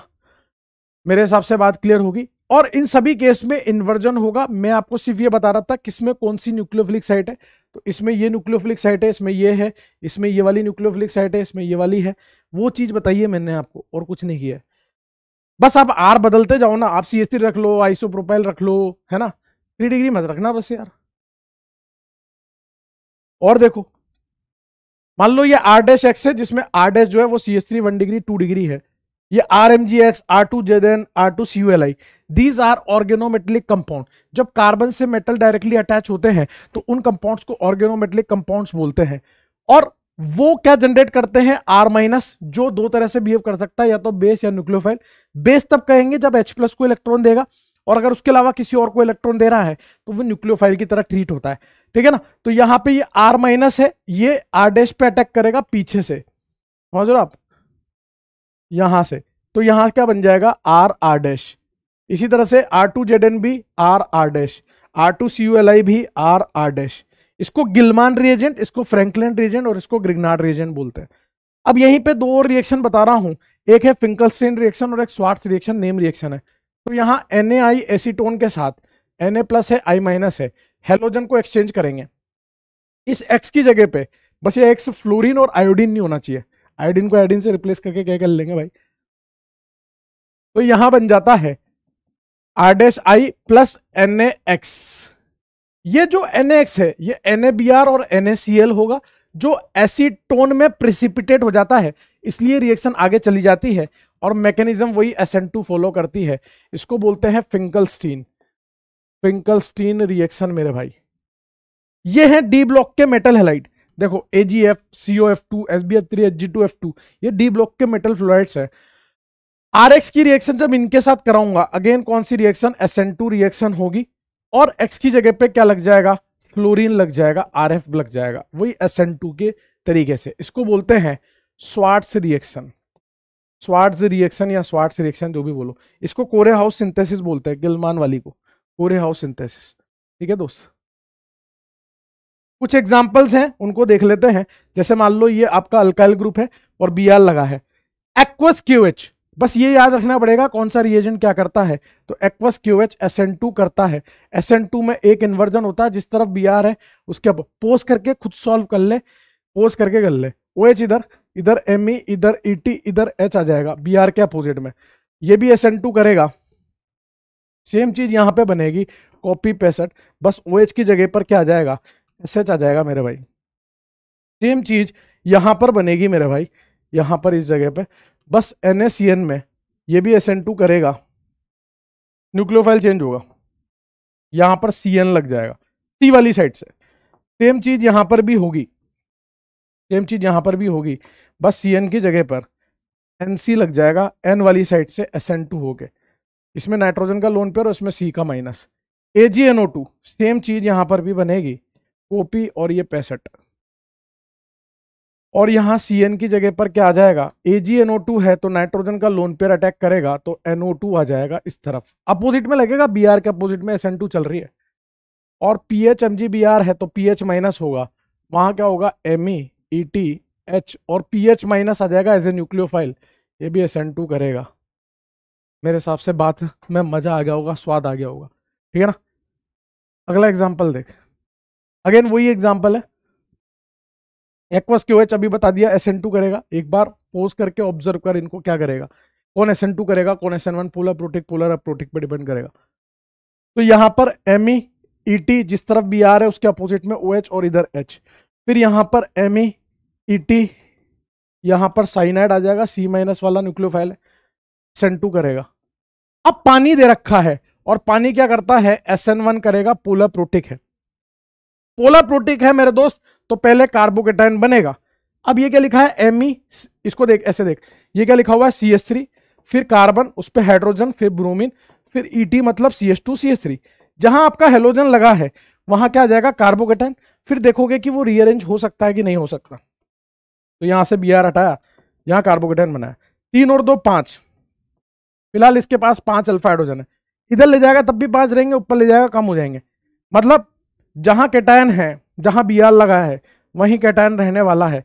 इसके दो प्रोडक्ट बन सकते हैं, क्या क्या बन सकते हैं, MEETH, जिस तरफ Br है उसी तरफ OH लग जाए और उसके अपोजिट में OH MEET, क्योंकि अपन ने SN1 से किया है, तो रेसिमिक मिक्सचर प्रोडक्ट बनेगा। लेकिन ध्यान रहे कैटायन बना के सॉल्व करना है, ध्यान रहे कैटायन बना के सॉल्व करना है, फिर से बोल रहा हूं। फिर वही काम D2O के साथ भी होगा, कॉपी और ये 65, बस OH की जगह यहां क्या आ जाएगा, OD आ जाएगा ना मेरे भाई, यहां पे OD प्लस यहां पर OD आ जाएगा। अमोनिया के साथ भी SN1 होगी, वही कार्यक्रम यहां पर भी चलेगा, पोलर प्रोटिक है ना वो भी, यहां पर NH2 और यहां पर NH2 होगा, दो प्रोडक्ट बनेंगे रेसिमिक मिक्सचर, इन्वर्जन और रिटेंशन, वही काम यहां पर भी होगा, बस यहां OMe आ जाएंगे, लिख ही ले यार। यहां पर क्या होगा और यहां पर क्या होगा, यहां पर होगा OMe और यहां पर भी क्या होगा OMe, ये दो प्रोडक्ट बनेंगे रेसिमिक मिक्सचर, ठीक है सर, ये दो प्रोडक्ट बनेंगे। ये SN1 SN2 पूरी तरह से हो गया। नेक्स्ट है आपकी elimination reaction, E1 E2 E1 CB सब देखने वाले हैं। E1 रिएक्शन की बात करते हैं, सबसे पहले ये आपका अल्काइल हैलाइड है। अब यहाँ पे दो चीजें दी हो सकती है आपको, पोलर प्रोटिक सॉल्वेंट या पोलर प्रोटिक सॉल्वेंट के साथ हीट। अगर सिर्फ पोलर प्रोटिक सॉल्वेंट लिख के दिया है तो उस केस में कहानी SN1 की तरफ घूम जाती है, कोई हीट नहीं लिख के दी तो वही जहां हेलोजन लगा है वहां केटायन लगेगा, उस केटायन पे फिर इथेनॉल का अटैक होगा और फाइनली क्या बन जाएगा OET, मतलब ये तो SN1 से प्रोसीड हुई है। अब पोलर प्रोटिक सॉल्वेंट के साथ हीट दे दिया आपको, तो पहला कार्यक्रम तो सेम ही होगा, पहली स्टेप तो वही स्लो स्टेप ही होगी, पहली वाली स्लो स्टेप होगी जिसमें कार्बोकेटायन बनेगा। लेकिन क्योंकि हीट दे रखी है आपको तो हीट उसका रास्ता चेंज कर देगी, उसको एलिमिनेशन पे ले जाएगी। तो ये कैटायन है, इसके रेस्पेक्ट में ये अल्फा हाइड्रोजन यहां से रिमूव करवा देता है, मतलब ये जो इथेनॉल है ना, ये इथेनॉल यहां पर किसकी तरह बिहेव करेगा, बेस की तरह बिहेव करेगा। वहां न्यूक्लियोफाइल था, अब ये H+ को चुराने आ रहा है तो ये बेस है, ये H+ अपने इलेक्ट्रॉन यहां दे जाएगा और यहां इस तरह से एल्कीन बना देगा, मतलब जहां Br लगा है वहां से हटाओ, केटायन बनाओ, उसके बगल वाले अल्फा हाइड्रोजन से एल्कीन बना दो, ठीक है, ये एल्कीन। तो कहने का मतलब है अगर टेम्परेचर नहीं है, लो टेम्परेचर प्लस सॉल्वोलिसिस, तो आप SN1 पे कहानी रोकोगे। हाई टेम्परेचर मतलब हीट लिख के दिया है उसी आइटम के साथ, पोलर प्रोटिक के साथ, तो आप E1 पे कहानी रोकोगे। कितने स्टेप की रिएक्शन है, एक और दो, मेजरली दो स्टेप है, रीअरेंजमेंट होगा तो बढ़ भी सकती है। स्लो स्टेप कौन सी है, फर्स्ट वही कार्बोकेटायन का फॉर्मुलेशन, इंटरमीडिएट कार्बोकेटायन बनता है, रीअरेंजमेंट होगा क्या, हाँ, रेट जैसे SN1 में डिपेंड करती थी सिर्फ अल्काइल हैलाइड पे, वैसे ही इसमें भी करेगी। ऑर्डर 1, मोलिकुलरिटी 1, ऑर्डर भी 1 है, मोलिकुलरिटी भी 1 है, पहली स्टेप में एक ही आइटम पार्टिसिपेट कर रहा है इसलिए molecularity 1। Rate stability of first carbocation पहले कार्बोकेटायन पे डिपेंड करेगी, बाकी फिर रीअरेंजमेंट बात की बात है, पहले बच्चा पैदा होगा फिर बात की बात है। मेजर प्रोडक्ट स्टेबल एल्कीन बनेगी, स्टेबल एल्कीन मेजर प्रोडक्ट। ये कहानी थी E1 की, जो बिल्कुल SN1 से ही मिलती जुलती है, पोलर प्रोटिक और polar protic heat. Elimination reaction E2 की बात करते हैं। ये सब आप वैसे तो हाइड्रोकार्बन में पढ़ चुके हो, लेकिन फिर से देख लो। डिहाइड्रोहेलोजिनेशन मतलब हाइड्रोजन और हेलोजन निकालना है, ये एंटी एलिमिनेशन होता है। ये आपका अल्फा है और ये बीटा और ये बीटा। बीटा पे भी हाइड्रोजन है और यहाँ पे भी हाइड्रोजन है। अल्फा से हेलोजन और बीटा से हाइड्रोजन यहाँ निकालना होता है। तो यहाँ पे दो तरह के बीटा हैं, तो दो तरह के प्रोडक्ट बन सकते हैं, एक ये वाला और एक ये वाला। इसको बोलते हैं सेटजेफ एल्कीन, इसको बोलते हैं हॉफमैन एल्कीन। और ये वाली आपकी मेजर बनती है, ये सेटजेफ है इसलिए मेजर नहीं बन रही, इसमें अल्फा हाइड्रोजन आपके ज्यादा होते हैं इसलिए ये वाली मेजर बनती है। That's it. ये था अल्कोहलिक क्यूएच के साथ। अगर आप बेस को बल्कि कर देते हो, देख रहे हो आप, टर्शियरी ब्यूटोक्साइड, टर्शियरी ब्यूटोक्साइड का मतलब CH3 CH3 CH3 O-, ये बेस नहीं बल्कि भैंस है, बल्कि भैंस। तो बल्कि भैंस क्या करेगी, यहां क्राउडिंग ज्यादा है तो इस H को निकालने में इस भैंस को दर्द आएगा, यहां से निकालने में आसानी रहेगी। अगेन यहां पर भी दो प्रोडक्ट बनेंगे, ये वाला भी, ये वाला भी, लेकिन ये वाला मेजर बनेगा। क्यों? क्योंकि ये भैंस नहीं बल्कि भैंस है, जो 1 डिग्री से फटाफट से निकाल के लिए आएगी। बात समझ गए होंगे। कार्यक्रम कैसे चलता है इसमें? इस तरह की ट्रांजिशन स्टेट बनती है कि जो OH- है ना, वो OH- वो इस बीटा वाले हाइड्रोजन को अप्रोच करने आता है, ये हाइड्रोजन इसका साथ छोड़ता है, यहां एल्कीन बनाता है और ये Br बाहर निकल जाता है। मतलब ये बॉन्ड तो फॉर्म हो रहा है, ये बॉन्ड ब्रेक हो रहा है, ये बॉन्ड फॉर्म हो रहा है, ये बॉन्ड ब्रेक हो रहा है। मतलब किन किन बातों पर रेट ऑफ रिएक्शन डिपेंड करेगी। क्यों मोलिकुलरिटी 2 है? मोलिकुलरिटी 2 क्यों है? क्योंकि एक ये और ये पूरा अल्काइल हैलाइड, इन दोनों पे आपके डिपेंडेंसी आ रही है, इसलिए मोलिकुलरिटी 2 है ना। ये 2 लिखा है ना E2 में, 2 क्यों है वो बताया आपको। दूसरी बात, मैं OH- को इस तरफ H रख के क्यों नहीं ला सकता था? क्योंकि ये Br का लोन पेयर है और ये OH- है, दोनों में रिपल्शन होता। तो जिस तरफ Br है उस तरफ से H को निकालना संभव नहीं था, उसके अपोजिट में से निकालना पड़ेगा, रिपल्शन ना हो। इसलिए H और Br जो है वो अपोजिट से निकलेंगे, तो एंटी एलिमिनेशन होगा।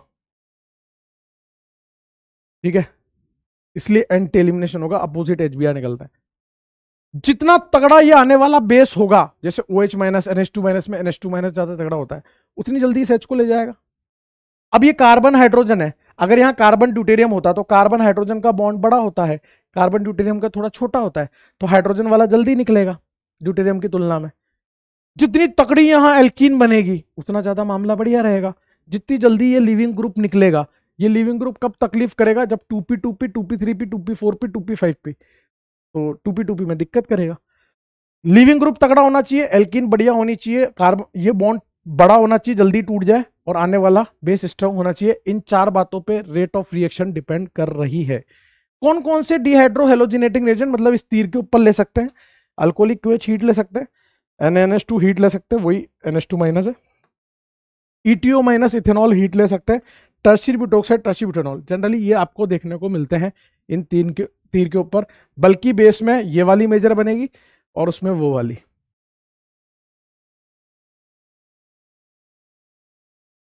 डीहेलोजिनेशन रिएक्शन, अगेन ये भी एंटी एलिमिनेशन है, वही E2 रिएक्शन है। बस यहां NaI एसीटोन या जिंक डस्ट हीट लिया जाता है, जो इतने पावरफुल, ये जो I- है ना, या जिंक से 2 इलेक्ट्रॉन निकलते हैं, वो इतने पावरफुल बेस ही नहीं है कि वो कार्बन हाइड्रोजन के बॉन्ड को तोड़वा पाए, इसलिए वो इस हेलोजन की एंटी बॉन्डिंग में अटैक करते हैं। छोड़ो, इतना डिटेल में मत जाओ इसमें बस आपको दोनों हेलोजन को अपोजिट साइड से निकालना है और एल्कीन बना देनी है इस तरह से, अपोजिट साइड से। या फिर आप इसमें ऐसे भी शॉर्ट ट्रिक लगा सकते हो कि हेलोजन यहां जिंक फंसाओ और ये ZnX2 निकाल दो। लेकिन ध्यान रहे, दोनों हेलोजन निकलेंगे अपोजिट से। वो एक एग्जांपल भी लिख रखा है, एक वेज पर Br है, एक डैश पर Br है, यहां जिंक फंसाया और यहां से ZnBr2 बाहर कर दिया, तो यहां क्या बन जाएगी? इस तरह से एल्कीन। वेज डैश होगा तभी निकलेंगे, वेज होगा या डैश डैश होगा तो नहीं निकलेंगे। फिर है E2 हॉफमैन मेरे भाई, E2 हॉफमैन। अब ये जो फ्लोरीन है, अभी इससे पहले वाला केस देखा था वो भी E2 थी, लेकिन वहां ब्रोमीन था। अब यहां क्या है? फ्लोरीन है। मतलब ये कैसा लिविंग ग्रुप है? बेकार है, पुअर है, ढीठ है। ये फ्लोरीन कैसा है? ये ढीठ लिविंग ग्रुप है। इसके जैसे और भी होते हैं, जैसे NMe3+, SET2+। जब इस तरह के ढीठ लिविंग ग्रुप होते हैं तो OH- जो है वो तो इसके बीटा पे मौजूद हाइड्रोजन को लेने आ रहा है, वो भी निकलना चाह रहा है, ये एल्कीन भी बनना चाह रही है, लेकिन ये फ्लोरीन नहीं निकलना चाह रहा। जब तक ये फ्लोरीन निकलेगा नहीं तो यहां एल्कीन बन नहीं सकती, और अगर एल्कीन बन नहीं सकती तो ये कार्बन हाइड्रोजन निकल नहीं सकता, वो OH- ले जा नहीं सकता। लेकिन वो OH- भी इतना पावरफुल है, वो कह रहा है मैं तो ले जाऊंगा, तू कुछ भी कर ले। तो ये H भी इतना वो है कि मैं भी जाऊंगी, तू कुछ भी कर ले। तो ये यहां से होता क्या है, ये बॉन्ड तो टूटने लगी ही जाता है, ये बॉन्ड बनने लगी जाता है, आगे का कार्यक्रम नहीं हो रहा, आगे का कार्यक्रम नहीं हो पा रहा। तो यहां पर ये बॉन्ड के इलेक्ट्रॉन इकट्ठे होने लग जाते हैं, और जब बॉन्ड के इलेक्ट्रॉन इकट्ठे होने लग जाएंगे तो क्या आएगा, माइनस चार्ज। भाई बॉन्ड नहीं बन रहा तो क्या होगा, इकट्ठे होते जाएंगे, बॉन्ड टूट तो रहा है, ये बॉन्ड तो फॉर्म हो रहा है, ये बॉन्ड ब्रेक हो रहा है, बॉन्ड फाइनली ब्रेक हो जाएगा तो माइनस आ जाएगा। हालांकि यहां पे पूरी तरह से माइनस नहीं बन पाता है, लेकिन हम क्वेश्चन को माइनस बना के सॉल्व कर लेंगे। किसको पता चल रहा है भाई, एक लाइन ध्यान रख लेंगे जीवन के अंदर कि यहां माइनस नहीं बन पाता है, और क्वेश्चन को वैसे सॉल्व कर लेंगे। तो अगर मैं आपसे बोलूं यहां फ्लोरीन यहां माइनस, और अगर इधर वाला हाइड्रोजन हुआ तो फ्लोरीन यहां माइनस, हालांकि बनता नहीं है, यहां पे पार्शियल माइनस होता है, लेकिन समझने के लिए, समझने के लिए। अब ये 2 डिग्री वाला है और ये 1 डिग्री वाला है, आप बताओ 1 डिग्री माइनस और 2 डिग्री माइनस में ज्यादा स्टेबल? आप बोलोगे सर 1 डिग्री माइनस ज्यादा स्टेबल होता है, तो कौन सी एल्कीन बनना पसंद करेगी? भाई अब तो जा चुकी है, तो इस अमरीशपुरी को थोड़ा सा मतलब सोचना पड़ेगा, अब तो जा चुकी है, अब कुछ नहीं हो सकता। तो ये माइनस, यहां से फ्लोरीन, ये टूट जाता है, कोई बात नहीं, अब तो हो ही चुका है, क्या कर सकते हैं। ये एल्कीन और ये एल्कीन, इधर से ये वाली एल्कीन, ठीक है। अब आप खुद बताओ मेजर कौन सी बनेगी? मेजर बनेगी हॉफमैन, मेजर बनती है हॉफमैन, क्योंकि वो पार्शियल कार्बोनाइन ज्यादा स्टेबल है। तो यहां पे गहरी बात इतनी है, major product will be decided by stability of partial carbanion. बनता पार्शियल है, आप पूरा बना लो ना, कौन पता कर रहा है, तेरे कॉपी चेक करने थोड़ी ना आ रहे हैं वो। तो यहां माइनस बना लिया, यहां माइनस बना लिया, और 1 डिग्री 2 डिग्री में 1 डिग्री ज्यादा स्टेबल, जो ज्यादा स्टेबल होगा उसकी वाली एल्कीन ज्यादा स्टेबल होगी, जबकि उस वाली E2 में एल्कीन की स्टेबिलिटी से देख रहे थे। अब एक होती है E1CB, elimination unimolecular via conjugate base. Again यहां पर भी लिविंग ग्रुप कैसा है, ढीठ है, लेकिन इसको सपोर्ट मिलेगा, इसको सपोर्ट मिलेगा, इसके आजू बाजू में कोई स्ट्रॉन्ग इलेक्ट्रॉन विड्रॉइंग ग्रुप, जैसे -M -I टाइप का ग्रुप लगा होगा, ये -I टाइप का ग्रुप है। यहां पे शुद्ध कार्बेनायन बनता है, शुद्ध, यहां पार्शियल बनता है क्योंकि यहां कोई सपोर्ट करने वाला नहीं था, इसलिए इसको E2 हॉफमैन बोला। E1CB में शुद्ध कार्बेनायन बनता है, शुद्ध बनता है, तो यहां क्या बनेगा, यहां पर भी माइनस बनेगा और यहां पर भी माइनस बनेगा, ये 2 प्रकार के माइनस, बीटा पे से हाइड्रोजन जाएगा तो। अब एल्कीन भी 2 बन सकती है, ये माइनस फ्लोरीन, ये माइनस फ्लोरीन। अब आप खुद बताओ, दोनों ही 2 डिग्री के माइनस हैं, ये भी 2 डिग्री का, ये भी 2 डिग्री का, लेकिन इस माइनस को पीछे से ज्यादा इंडक्टिव इफेक्ट या ज्यादा -M मिल रहा है, तो ये ज्यादा स्टेबल होगा, मोर स्टेबल, तो इससे बनने वाली एल्कीन ज्यादा स्टेबल होगी।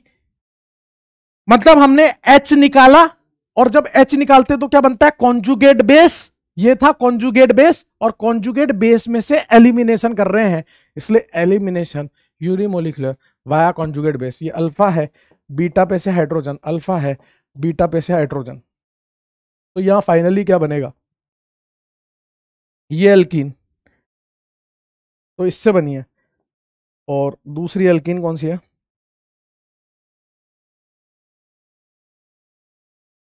ये वाली एल्कीन, तो ये वाली मेजर बनेगी आपकी। बताओ ये मेजर इसलिए बनी है क्या क्योंकि ये पाई सिग्मा पाई का रेजोनेंस है? नहीं, मेजर इसलिए बनी है क्योंकि ये कार्बोनाइन ज्यादा स्टेबल है। यहां मेजर किससे डिसाइड होता है, stability of carbanion, stability of partial carbanion, E2 Hofmann. Condition समझ लो, E1CB के लिए पड़ोस में स्ट्रॉन्ग -M -I ग्रुप होना चाहिए, नहीं है तो वही E1CB E2 हॉफमैन हो जाएगी, ध्यान रहे। ये एलिमिनेशन की कहानी थी। अब चक्कर ये पड़ता है कि सर कब SN1 लगाएं, कब SN2 लगाएं, कब E1 लगाएं, कब E2 लगाएं, वहां दर्द आता है। SN1 SN2 E1 E2, तो उसका कच्चा चिट्ठा पूरा यहां पर है। ये CH3, ये 1 degree halide, 2 degree halide, 3 degree halide, कब क्या लगानी है वो सुन लो। CH3X कुछ नहीं हो सकता, केवल और केवल SN2 हो सकती है, SN1 नहीं हो सकती, कैटायन नहीं बन सकता। बीटा हाइड्रोजन नहीं है, E2 नहीं हो सकती, E1 नहीं हो सकती, कैटायन नहीं बन सकता। बन भी गया तो अल्फा पे हाइड्रोजन नहीं रहेगा। तो यहां पे सिर्फ और सिर्फ SN2 होती है। अगर आपका 1 डिग्री हेलाइड है तो 1 डिग्री वाला SN1 तो नहीं देता है, क्या दे सकता है, या तो SN2 या E2। SN2 कब देगा, जब न्यूक्लियोफाइल आपका स्ट्रॉन्ग हो। E2 कब देगा, जब स्ट्रॉन्ग बेस हो और साथ में बीटा हाइड्रोजन भी हो, तभी तो निकालेंगे ना, बीटा से हाइड्रोजन, अल्फा से हेलोजन, अल्फा से हेलोजन, बीटा से हाइड्रोजन निकालते हैं ना E2 में। अब कौन से बेस होते हैं, कौन से न्यूक्लियोफाइल, जैसे एक्वस KOH हो गया, एक्वस KSH हो गया, NaCN हो गया, KCN हो गया, वो लिखा था ना, SN2 के बहुत सारे ऐसे लिखाए थे, वो सारे के सारे आपके स्ट्रॉन्ग न्यूक्लियोफाइल है। लेकिन अगर अल्कोहलिक KOH हो गया, NaNH2 हो गया, टर्सरी ब्यूटोक्साइड हो गया, ETO माइनस हो गया, उस केस में E2 हो जाएगी, स्ट्रॉन्ग बेस प्लस बीटा। अब 2 डिग्री अल्काइल हैलाइड है, देखो ये रहा 2 डिग्री, 2 डिग्री वाला E1 SN1 E2 SN2 सब दे सकता है। कब क्या देगा वो कैसे पता चलेगा, अगर आपका सिर्फ पोलर प्रोटिक सॉल्वेंट है, पानी है, अमोनिया है, D2O है, इथेनॉल है, ऐसी चीजें हैं, तो वो आपको क्या देगा, SN1 देगा। अगर इसी पोलर प्रोटिक सॉल्वेंट के साथ में हीट लिख के दे दे, पानी के साथ हीट, अल्कोहल के साथ हीट, D2O के साथ हीट, तो वो E1 देगा। E1 कैसे देता है वो बता दिया, केटायन बनाओ, उसके अल्फा से हाइड्रोजन निकालो, मेजर स्टेबल एल्कीन। SN2 कब देगा, जब ये वाले न्यूक्लियोफाइल हो, इस तरह के न्यूक्लियोफाइल हो, तो वो SN2 देगा। E2 कब देगा, स्ट्रॉन्ग बेस के साथ हीट दियो, मतलब ये आइटम हो, तो E2 देगा। फिर अगर आपका 3 डिग्री हेलाइड है तो वो SN2 नहीं देता है, वो SN1 E1 E2 दे सकता है। SN1 कब देगा, जब पोलर प्रोटिक सॉल्वेंट, ये पानी वानी सब हो। E1 कब देगा, पोलर प्रोटिक के साथ हीट लिख के दियो। और E2 कब देगा, स्ट्रॉन्ग बेस के साथ हीट हो प्लस बीटा हाइड्रोजन होना चाहिए, तब देगा। ठीक है सर, आगे चलते हैं, अभी केमिकल प्रॉपर्टी चल रही है, क्वेश्चन खेलते हैं। ये रहा एक क्वेश्चन, इस क्वेश्चन से सारा जमावड़ा क्लियर हो जाएगा। एक्वस QH दिया है, 2 डिग्री है, SN2 दे सकता है, तो यहां पे क्या बनेगा, Br वेज पे है तो OH ऐसा जाएगा, डैश पे SN2। KSH है, एक्वस वाला है, तो SN2 होगी, वेज का मामला डैश पे, पोज करके कर ले भाई।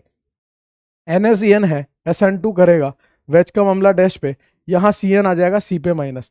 अगेन फिर बोल रहा हूं, ये वही देखें जिनका चैप्टर पढ़ा हुआ है, वरना कुछ भी बल्ले नहीं पड़ेगा। ऐसे पानी है, SN1, अब SN1 होगी तो पहले जहां Br है वहां कैटायन बनेगा। अब इसके लिए देखो 3 1 4, अल्फा हाइड्रोजन 4 है।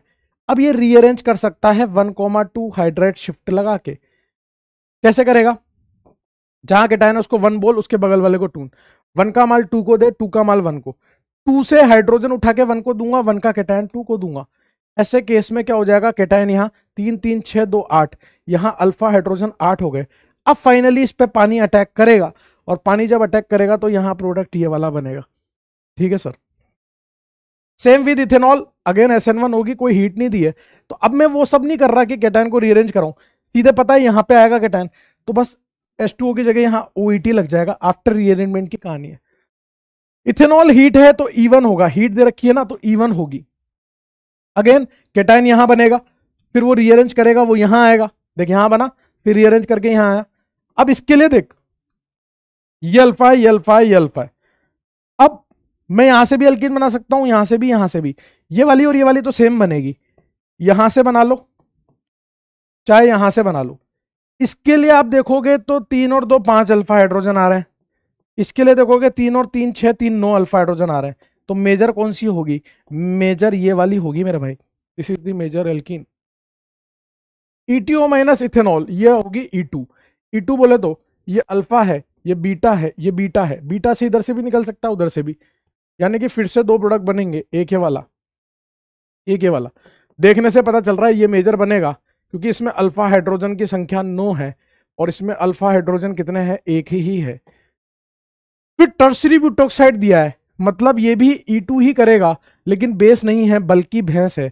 तो बताओ यहां पर मेजर कौन सी बनेगी, एक ये वाली बन सकती है, एक ये वाली, लेकिन ये मेजर बनेगी क्योंकि यहां से हाइड्रोजन निकालना उसके लिए आसान है, यहां भीड़ भाड़ ज्यादा है। सारा कच्चा चिट्ठा तेरे सामने लिखा हुआ भाई, कौन से रिएजेंट में कैसे खेलना है। अगला आइटम देख, याद है तेरे को ये सूमो ग्रुप था, सूमो ग्रुप था तो SN2 नहीं हो पाएगी।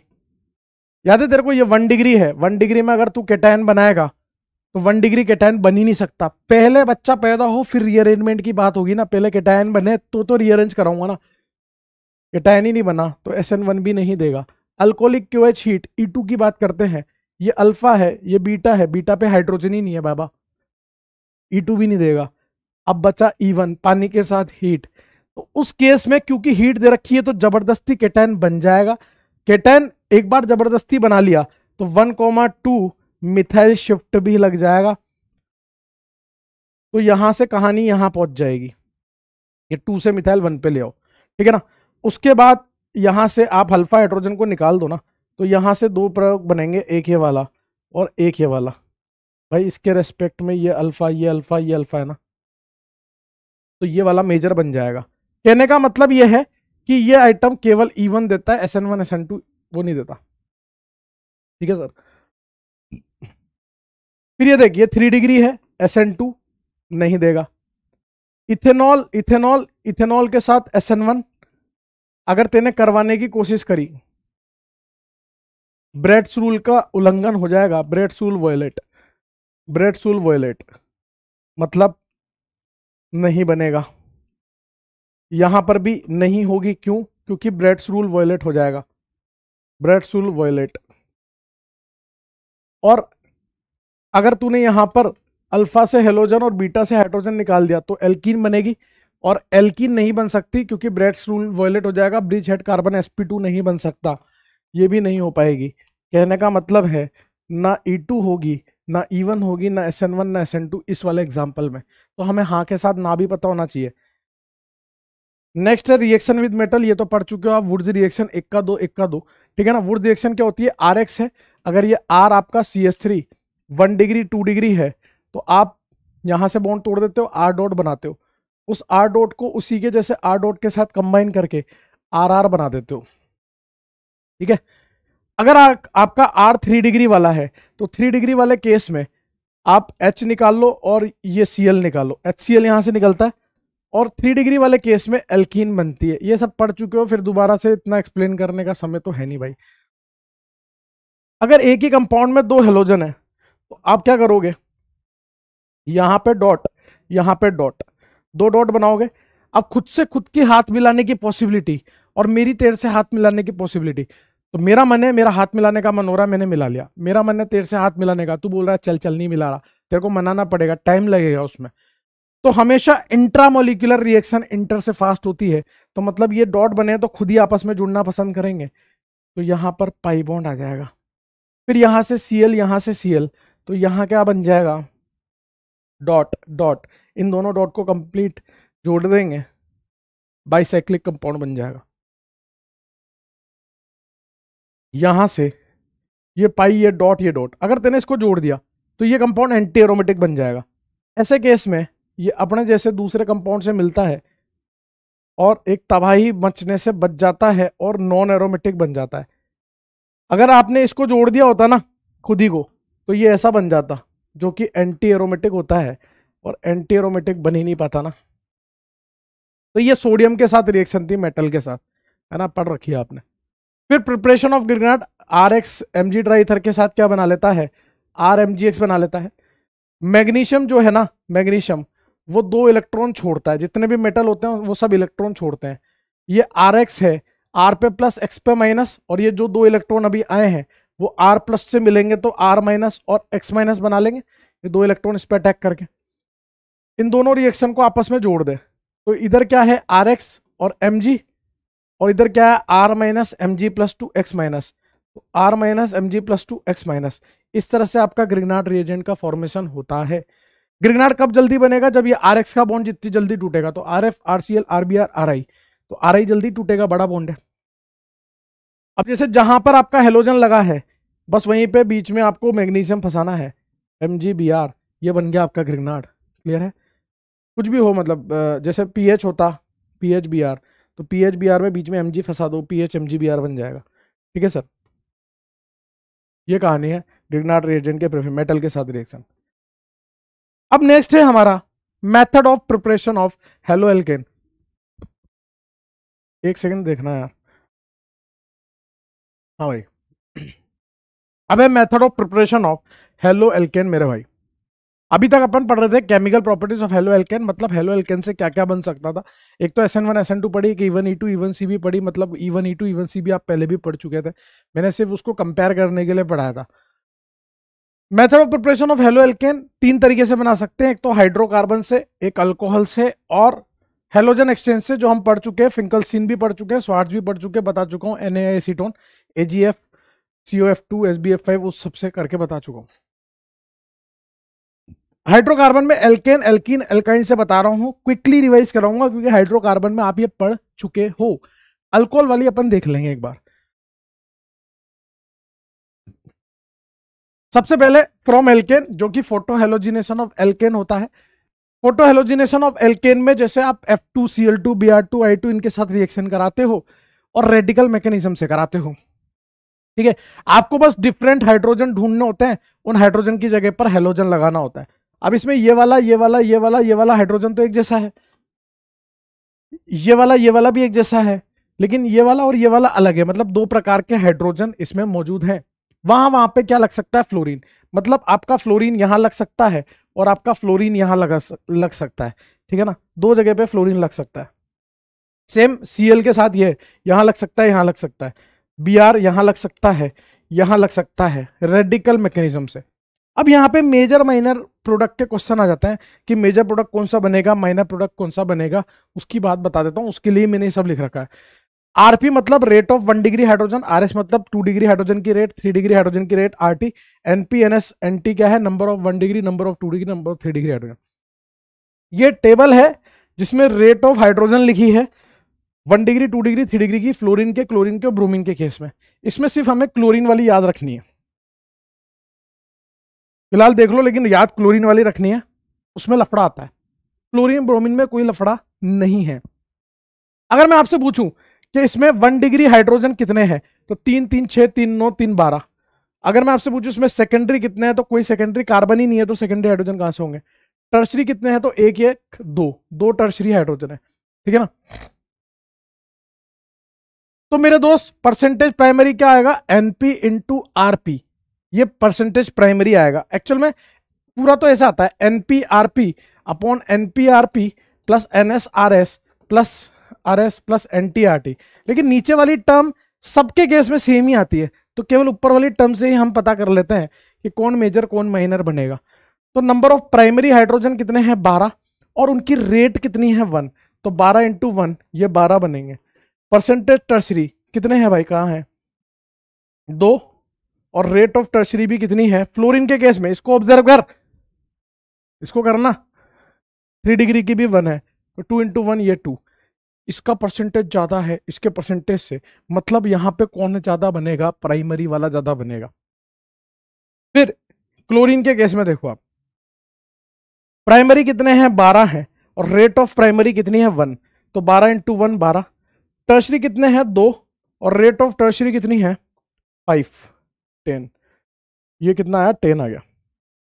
अगेन प्राइमरी बना, लेकिन कांटे की टक्कर है, तो खुद सोच, अगर एक भी हाइड्रोजन और ज्यादा होता ना 3 डिग्री वाला, तो ये रेशियो 15 आ जाता, तो ये बन जाता ज्यादा, मतलब यहां पे लफड़ा है, यहां पे लफड़ा है, हल्का फुल्का सा भी चेंज हुआ तो फिर कोई भी जीत सकता था, कोई भी जीत सकता था। फिर यहां पे देखो NP कितना है दोस्त, 12 है, 12 प्राइमरी हाइड्रोजन है, उसकी रेट 1, तो ये 12 आ जाएगा। टर्सरी कितने हैं, 2, और उसकी रेट कितनी है, 1600। आर पार है भाई, कोई सोचना ही नहीं है, आर पार है, मतलब यहां 3200 गुना ज्यादा बनेगा ये 3 डिग्री वाला। एक्चुअल में रेट ऑफ फोटो हेलोजिनेशन जो होती है वो stability of carbon free radical पे डिपेंड करती है। जितना ज्यादा फ्री रेडिकल स्टेबल होगा, तो 3 डिग्री 2 डिग्री 1 डिग्री में 3 डिग्री वाला ज्यादा स्टेबल होता है, तो ब्रोमीन के केस में जो रेडिकल ज्यादा स्टेबल होगा वो मेजर बनेगा। मैं बोल रहा हूं, तुम लिख लेना, जो रेडिकल ज्यादा स्टेबल होगा वो मेजर बनेगा। फ्लोरीन के केस में सबकी रिएक्टिविटी सेम है, तो जो हाइड्रोजन ज्यादा होंगे, 1 डिग्री वाले ज्यादा होंगे, तो 1 डिग्री वाला मेजर बन जाएगा, 2 डिग्री वाले ज्यादा होंगे 2 डिग्री मेजर बन जाएगा, 3 डिग्री ज्यादा होंगे 3 डिग्री मेजर बन जाएगा। फ्लोरीन के केस में जो हाइड्रोजन ज्यादा होंगे वो मेजर, ब्रोमीन के केस में stability of free radical. Chlorine में लफड़ा है, इस फॉर्मूले से ही निकालना पड़ेगा कौन मेजर माइनर बनेगा। ये टेबल याद रखनी पड़ेगी, 1 3.85, 1 डिग्री की 1, 2 डिग्री की 3.8, 3 डिग्री की 5, सिर्फ और सिर्फ क्लोरीन के केस में, ठीक है ना। ये फोटो हेलोजिनेशन है। रीड रिएक्शन, रीड रिएक्शन बिल्कुल फोटो हेलोजिनेशन की जैसी होती है, नाम अलग है। यहां SO2 Cl2 होता है, वहां Cl2 होता है। वही रेडिकल मैकेनिज्म यहां, वही रेडिकल मैकेनिज्म वहां, वही chain initiation, chain propagation, chain termination वाला मैकेनिज्म चलता है। तो H की जगह पर बस Cl लग जाता है, यहां पर भी क्या लग जाएगा, Cl। वही फोटो हेलोजिनेशन की तरह सेम टू सेम, कोई अलग नहीं है ना, वही की वही चीज है। ये सिर्फ एक बार याद दिलाने के लिए, हाइड्रोकार्बन में पढ़ चुके हो, वो तो मैं इसलिए बता रहा हूं क्योंकि ये भी देखो हेलो एल्केन बन रहा है, इसलिए बता रहा हूं। ठीक है सर। एल्कीन से कैसे कैसे बना सकते हो, ये एल्कीन है, HBr याद है, Markovnikov rule, Markovnikov with rearrangement. तो आप, ये प्लस है, ये Br माइनस है, तो यहां केटायन बनेगा, और अगर केटायन बनाया तो वो रीअरेंज भी होगा, फिर इस पे Br माइनस अटैक करेगा, तो यहां Br लग जाएगा, मतलब नीचे H ऊपर Br, Markovnikov with rearrangement HBr के साथ। HBr पेरोक्साइड, पेरोक्साइड इफेक्ट, खराश इफेक्ट, यहां क्या लगता है दोस्त, anti Markovnikov rule without rearrangement, कोई रीअरेंजमेंट नहीं होगा, सीधे सीधे उल्टा करना है मार्कोनिकोव का, मतलब यहां पर Br आएगा और ऊपर H आएगा, यहां ऊपर H और नीचे Br। लेकिन जो खराश इफेक्ट है, पेरोक्साइड इफेक्ट है, वो सिर्फ HBr के साथ लगता है और किसी के साथ नहीं लगता है। फिर HCl आ गया, HCl के साथ फिर से क्या होगा, Markovnikov with rearrangement, Markovnikov with rearrangement. HCl के साथ पेरोक्साइड दिया है, कोई फर्क नहीं पड़ रहा, HBr के साथ ही केवल पेरोक्साइड काम करता है, HFHCl HI के साथ नहीं करता। यहां पर भी मार्कोनिकोव विद रीअरेंजमेंट लगेगा, और यहां प्रोडक्ट कैसा बनेगा, इनके जैसा ही बनेगा, Br2CCl4। यहां लगेगा मार्कोनिकोव रूल, लेकिन विदाउट रीअरेंजमेंट लगेगा, कोई रीअरेंजमेंट नहीं होगा मेरे दोस्त। ठीक है, और क्या बनेगा, एंटी एडिशन, यानी कि ये Br वेज पर और अगला Br डैश पर आएगा, एक डैश पर और एक वेज पर, एंटी एडिशन होता है यहां पे, एंटी एडिशन। प्लस यहां पे इसकी मिरर इमेज भी बनेगी, मिरर इमेज बोले तो ये वेज पर और ये डैश पर, है ना। NOCl इसको टिल्डन रिएजेंट बोलते हैं, NO पे प्लस है, Cl पे माइनस है, नॉन क्लासिकल कार्बोकेटायन बनता है तो इस तरह से बनता है NO प्लस। अब वो जो Cl माइनस है वो ऊपर भी अटैक कर सकता है, नीचे भी अटैक कर सकता है, आप खुद सोच, +3 डिग्री पे ज्यादा स्टेबल या 2 डिग्री पे, तू बोलेगा 3 डिग्री पे, तो ऊपर अटैक करेगा आपका न्यूक्लियोफाइल। कहने का मतलब ये है कि ये वेज और यहां पर Cl डैश पर और वेज पर NO प्लस मिरर इमेज, ये टिल्डन रिएजेंट है, non classical carbocation. I+Cl minus, तो ये मिथाइल तो वेज पर चला गया, Cl ऊपर चला जाएगा और I नीचे आ जाएगा इस तरह से, है ना। अरे भाई ऐसा नॉन क्लासिकल कार्बोकेटायन बनेगा, ये आयोडीन, ये प्लस। अब तू खुद बता, Cl माइनस है, ये केटायन ऊपर रुकना पसंद करेगा या नीचे, जहां स्टेबल होगा ऊपर, तो जहां प्लस रुकेगा वहीं तो माइनस अटैक करेगा ना। ये एल्कीन की कहानी है। इन सबसे भी आपका क्या बन रहा है, ये तीनों एंटी एडिशन है बेटा, एंटी एडिशन, अपोजिट से जुड़ेंगे, अल्काइल हैलाइड बन रहा है। CH2 double bond CH CH3, NBS बोले तो N ब्रोमोसक्सिनामाइड, जो अलाइलिक और बेंजाइलिक पोजीशन पे सब्स्टिट्यूशन करने का काम करता है। ये पोजीशन अलाइलिक है, ये पोजीशन बेंजाइलिक है। पहले आपको रेडिकल बनाना होता है अलाइलिक और बेंजाइलिक पे, मतलब जहां पे आपका अलाइलिक पोजीशन है वहां इस तरह से रेडिकल बनाओ। अगर वो रेडिकल रेजोनेंस कर सकता है, मतलब करेगा ही सही, और रेडिकल रेजोनेंस करने के बाद कुछ अलग आइटम बना ले तो बात अलग है, नहीं बनाया तो वहीं रहने दो। अगर कुछ और बना ले तो वो भी लिखना है, मतलब ये रेडिकल को रेजोनेंस कराता तो कोई फायदा नहीं है, वो का वही बनता, कुछ और बनता तो उसको भी लिखना पड़ता, और फाइनली उस पे आपको Br रेडिकल जोड़ देना है, तो यहां पे आपका Br लग जाएगा अलाइलिक पे। इसी तरह से यहां रेडिकल बनेगा और इस बेंजाइलिक पोजीशन पे भी Br लग जाएगा। अलाइलिक और बेंजाइलिक पोजीशन पे Br लगाने का तरीका होता है NBSH। अल्काइन से भी आप बना सकते हो, जैसे अगर मैं इस पाई बॉन्ड को तोड़ूं तो यहां प्लस यहां माइनस बनाऊंगा। प्लस यहां बनाने का फायदा पता है क्या है, पीएच का पीछे से क्या लग रहा होगा, +M रेजोनेंस के थ्रू, तो प्लस यहां माइनस यहां, तो आप इसको काटोगे तो HBr रखना है आपको, तो प्लस को माइनस दोगे तो Br minus H plus, 2 bond है तो 2 बार तोड़ूंगा, Br माइनस H प्लस, तो यहां क्या बन जाएगा, PH C Br और यहां CH3, और Br2CCl4 है तो वो तो 2 Br जोड़ता था एंटी से, ये सब है ना हाइड्रोकार्बन में पढ़ चुके हैं। तो 4 Br लग जाएंगे। क्यों लग जाएंगे 4? एक पाई बॉन्ड में 2 Br लगते हैं अपोजिट से। यार गजब कर रहा है यार, हाइड्रोकार्बन पढ़ के बैठा ही नहीं है फिर बोल रहा है। यहां से इस तरफ Br और इस तरफ Br, पहले पाई बॉन्ड पे ऐसे लगेगा, 2 Br लग गए, फिर पहले ये 2 वाले Br लगेंगे, फिर अगले 2 लगेंगे। ठीक है, एल्काइन है ना वो, क्लियर है। तो एल्केन, एल्कीन, NBSH एल्काइन, इन सबसे भी आप अल्काइल हैलाइड का प्रिपरेशन कर सकते हो। यहां तक आपने पढ़ रखा होगा पहले। अब अल्कोहल की बात करते हैं। ये अल्कोहल है मेरे भाई SOCl2 हीट, वो SO2Cl2 था। यहां जो देखा था ना आपने, वो SO2Cl2 था रीड रिएक्शन में, यहां SOCl2 है, ध्यान से देखें। डार्जन रिएक्शन बोलते हैं इसको। ये आपकी होती है SN2 रिएक्शन,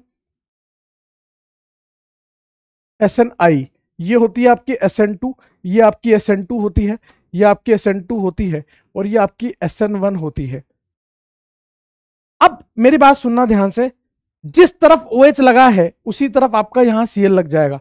जिस तरफ OH लगा है उसके अपोजिट में Cl, उसके अपोजिट में Cl, उसके अपोजिट में Cl, उसके अपोजिट में नहीं, दोनों तरफ Cl। सुनना अभी बता रहा हूं।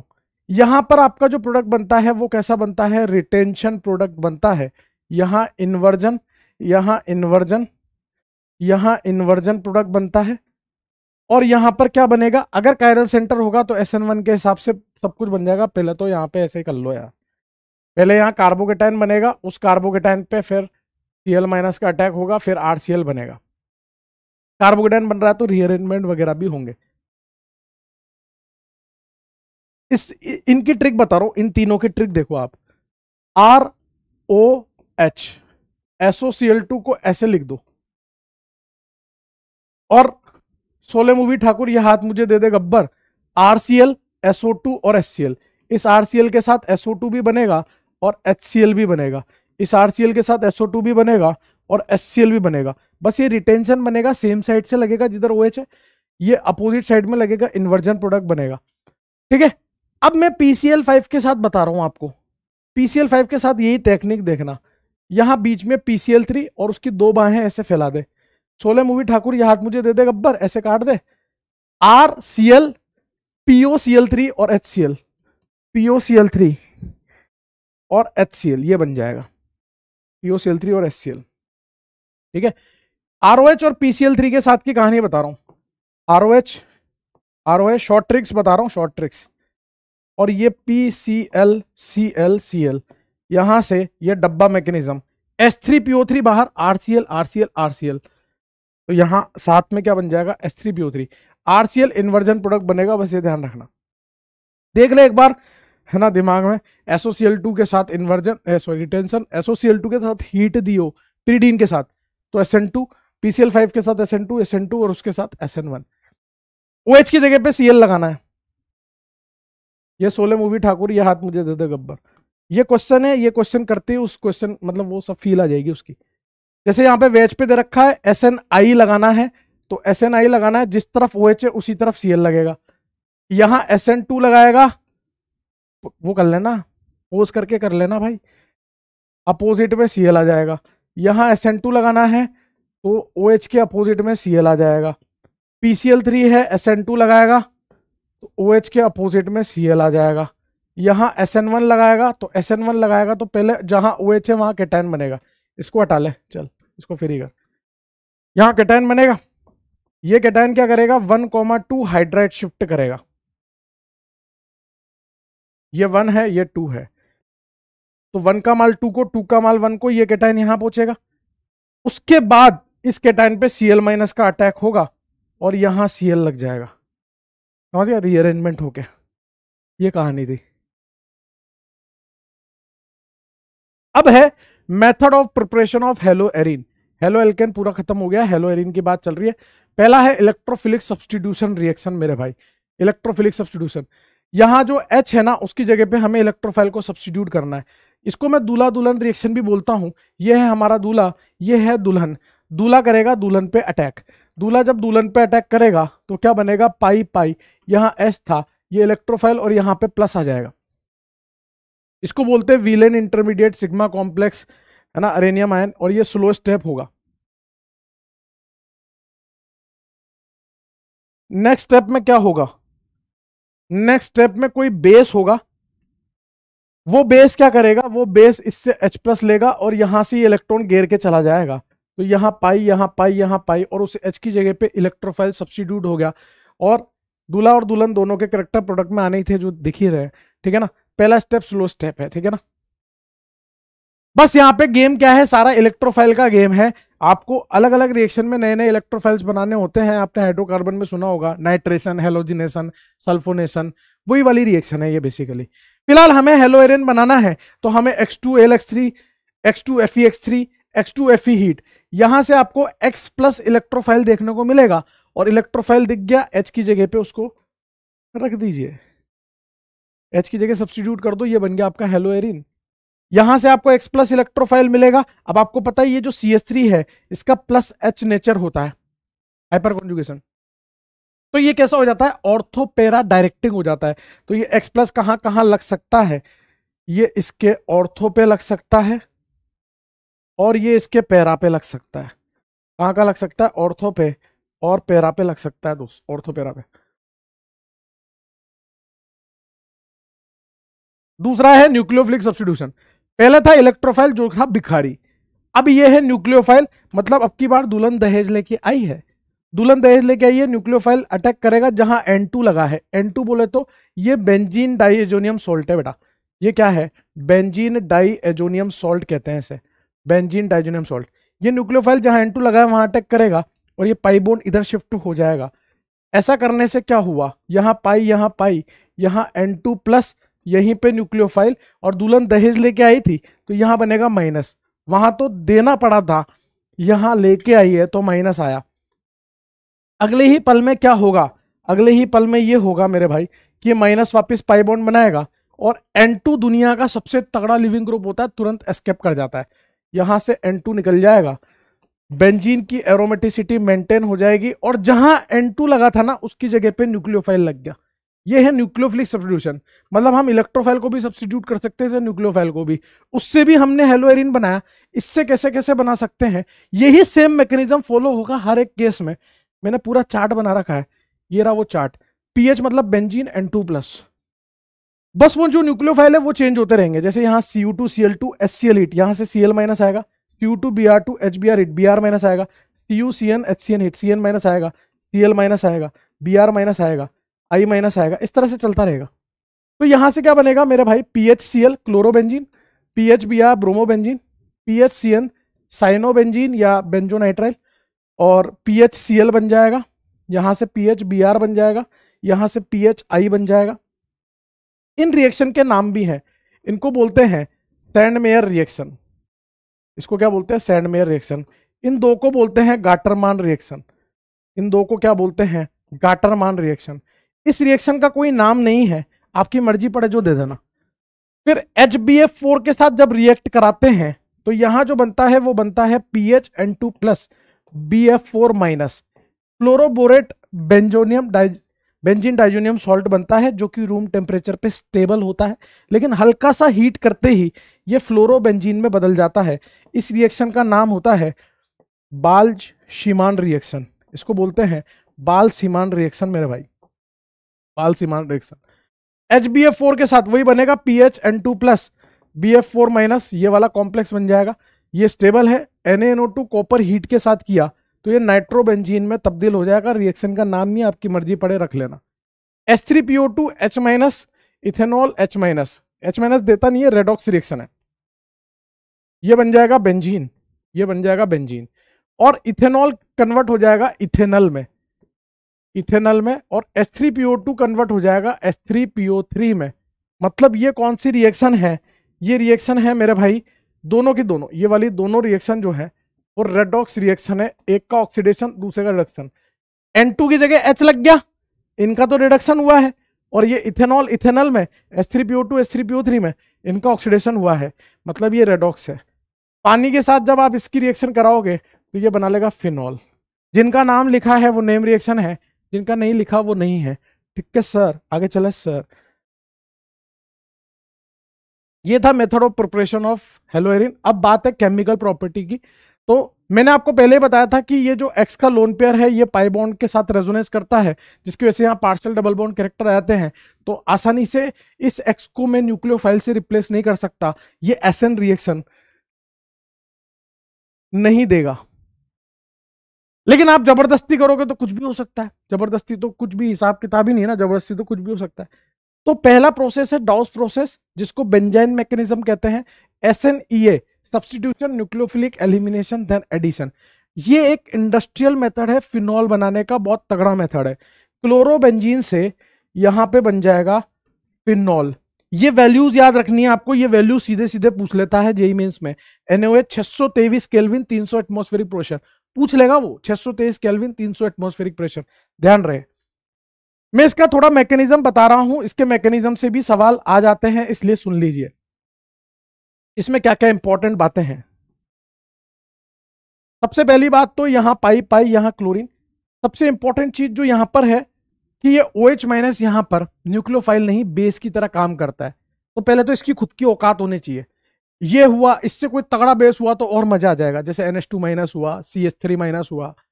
ये क्या करता है, बीटा पोजीशन, ये अल्फा है और ये बीटा, बीटा पोजीशन पे जो हाइड्रोजन है उसको निकालता है। तो OH- इस हाइड्रोजन को निकालेगा तो सिचुएशन क्या बनी वो देखो आप, यहां पाई, यहां पाई, यहां पाई, यहां Cl, यहां माइनस। ये माइनस यहां पर पाई बॉन्ड बनाता है, Cl यहां से निकल जाता है, यहां से क्रिएट होती है आपकी बेंजाइन। ये बनी बेंजाइन। ये जो बेंजाइन बनती है, ये बेंजाइन में जो पाई बॉन्ड बनाया नया नया ताजा ताजा, वो sp2 हाइब्रिड ऑर्बिटल से बनता है। देखाता हूं, देख लो इधर। ये जैसे आपकी ये बेंजीन है साहब, ये और ये, तो वो जो नया पाई बॉन्ड बना है ना, वो इस तरह से sp2 हाइब्रिड ऑर्बिटल से बना है, sp2 से, ठीक है ना, वो ट्रिपल बॉन्ड।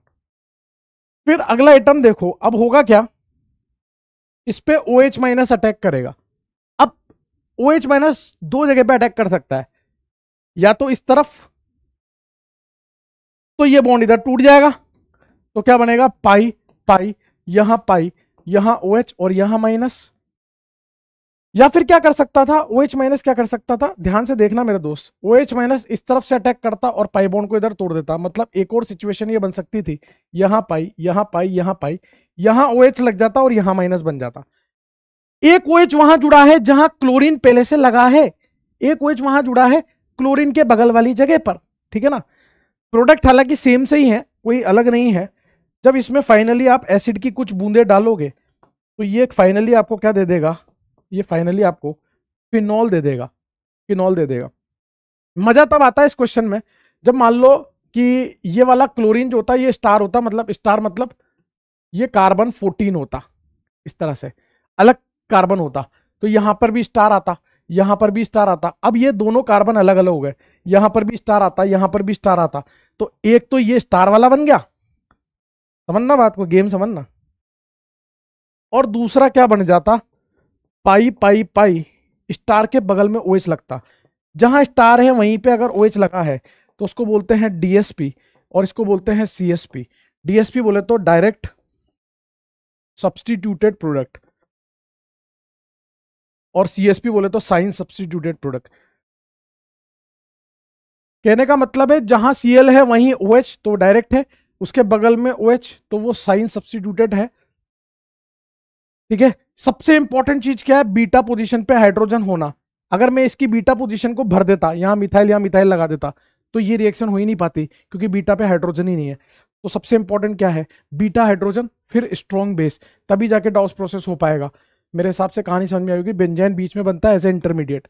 अब देखो, अब हुआ क्या, पहले OH- ने इस Cl को निकाला, ये एलिमिनेशन हुआ है, फिर OH- जुड़ा, फिर एडिशन हुआ है, और यहां से यहां पे देखोगे तो क्लोरीन की जगह पे OH लगा है, सब्सटीट्यूशन हुआ है, पहले एलिमिनेशन फिर एडिशन। तो substitution via elimination then addition, इसलिए substitution nucleophilic elimination then addition.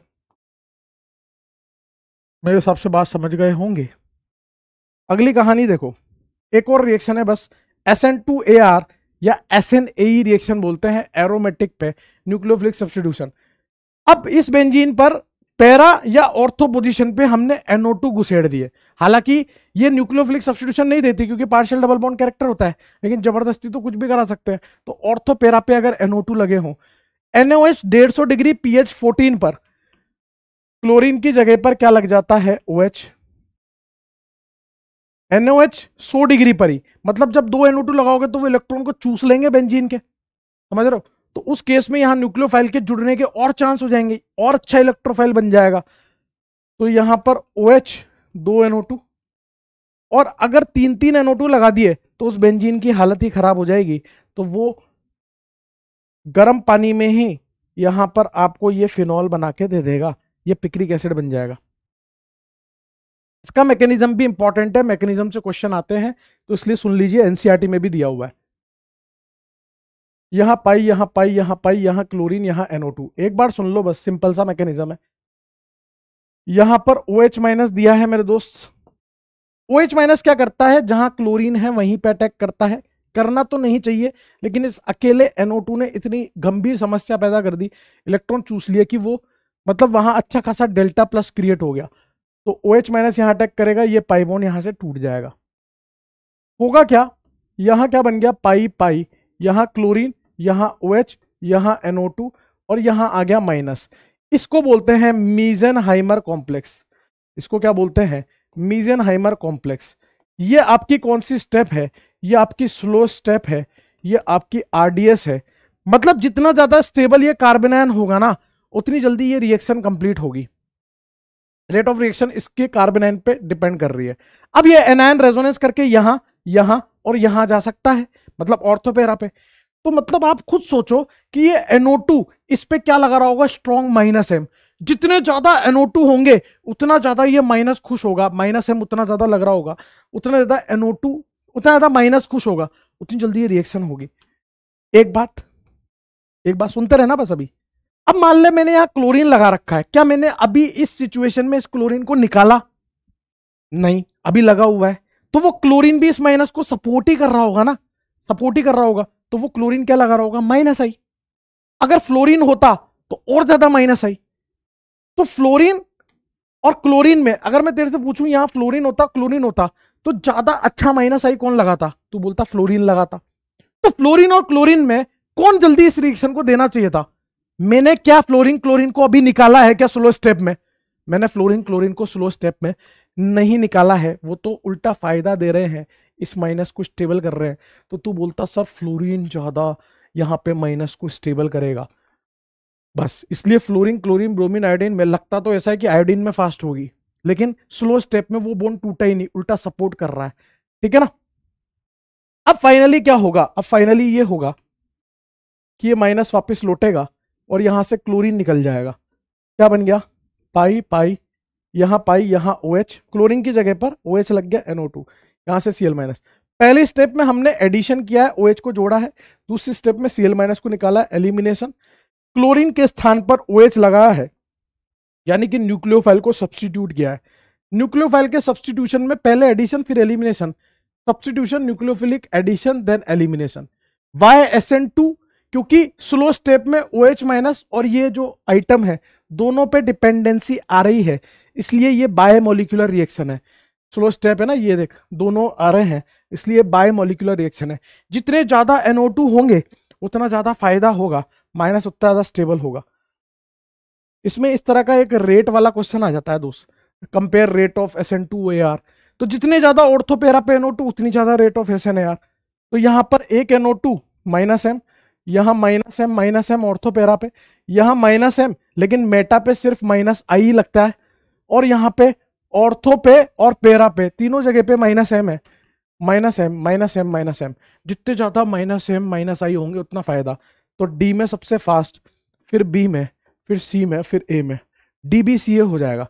D में फिर B में, क्योंकि 2 -M है, यहाँ -M -I है और वहां से भी एक -M है।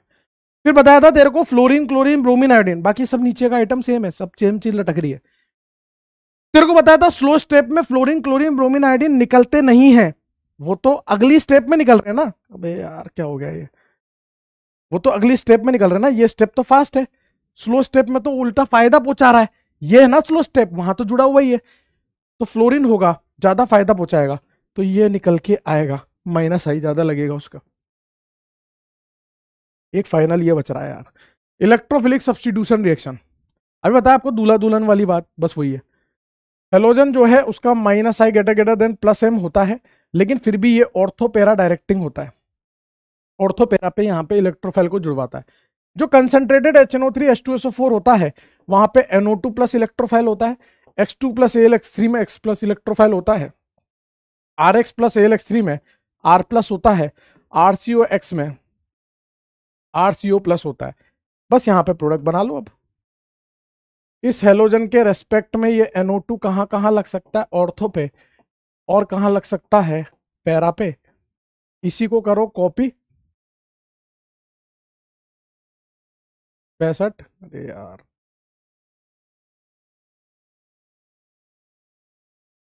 Copy 65, copy 65। ये कॉपी 65 मैंने क्यों किया है वो बता रहा हूँ।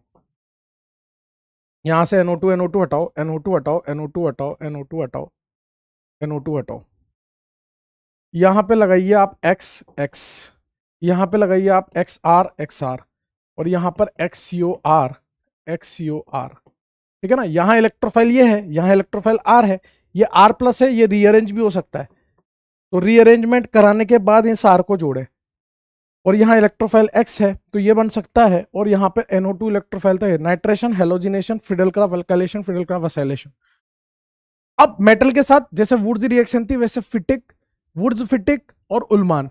फिटिक में वही इसका रेडिकल बन जाएगा और इसके रेडिकल के साथ जोड़ दो, तो बेंजीन डबल हो जाएगी।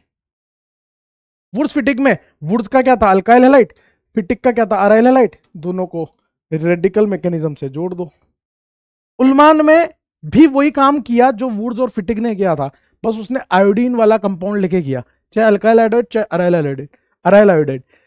उसने सोडियम लेके किया था, इसने कॉपर, मेटल है तो दोनों मेटल ही ना, वही सेम चीज है, कुछ अलग नहीं है। दो बेंजीन बना दो इस प्रकार से, जैसे फिटिक थी वही उल्मान है। ठीक है दोस्त, कोशिश पूरी की है सब कुछ कवर करने की। हेलो एल्केन हेलो एरेन कोई छोटा चैप्टर नहीं है, अच्छा खासा बड़ा चैप्टर है। इसमें मैंने हाइड्रोकार्बन की चीज़ें भी डाली है, क्योंकि उसमें से भी काम काम की बात थी, और काफ़ी सारी चीज़ें कवर अप करके दी है। आपको अच्छा लगा होगा, है ना। तो मतलब ठीक है यार, अब है ना। और एक बहुत इंपॉर्टेंट गहरी बात मैं आपसे कहना चाह रहा था, है ना, बहुत ध्यान से सुनना मेरे दोस्त, कि कभी भी भाई लड़ाई हो ना कहीं पे, आप कभी भी कहीं पे भी लड़ाई हो, तो आपका फर्ज बनता है कि आप नीचे बैठ जाओ और पीछे वाले को देखने दो। ठीक है, धन्यवाद सेठ जी।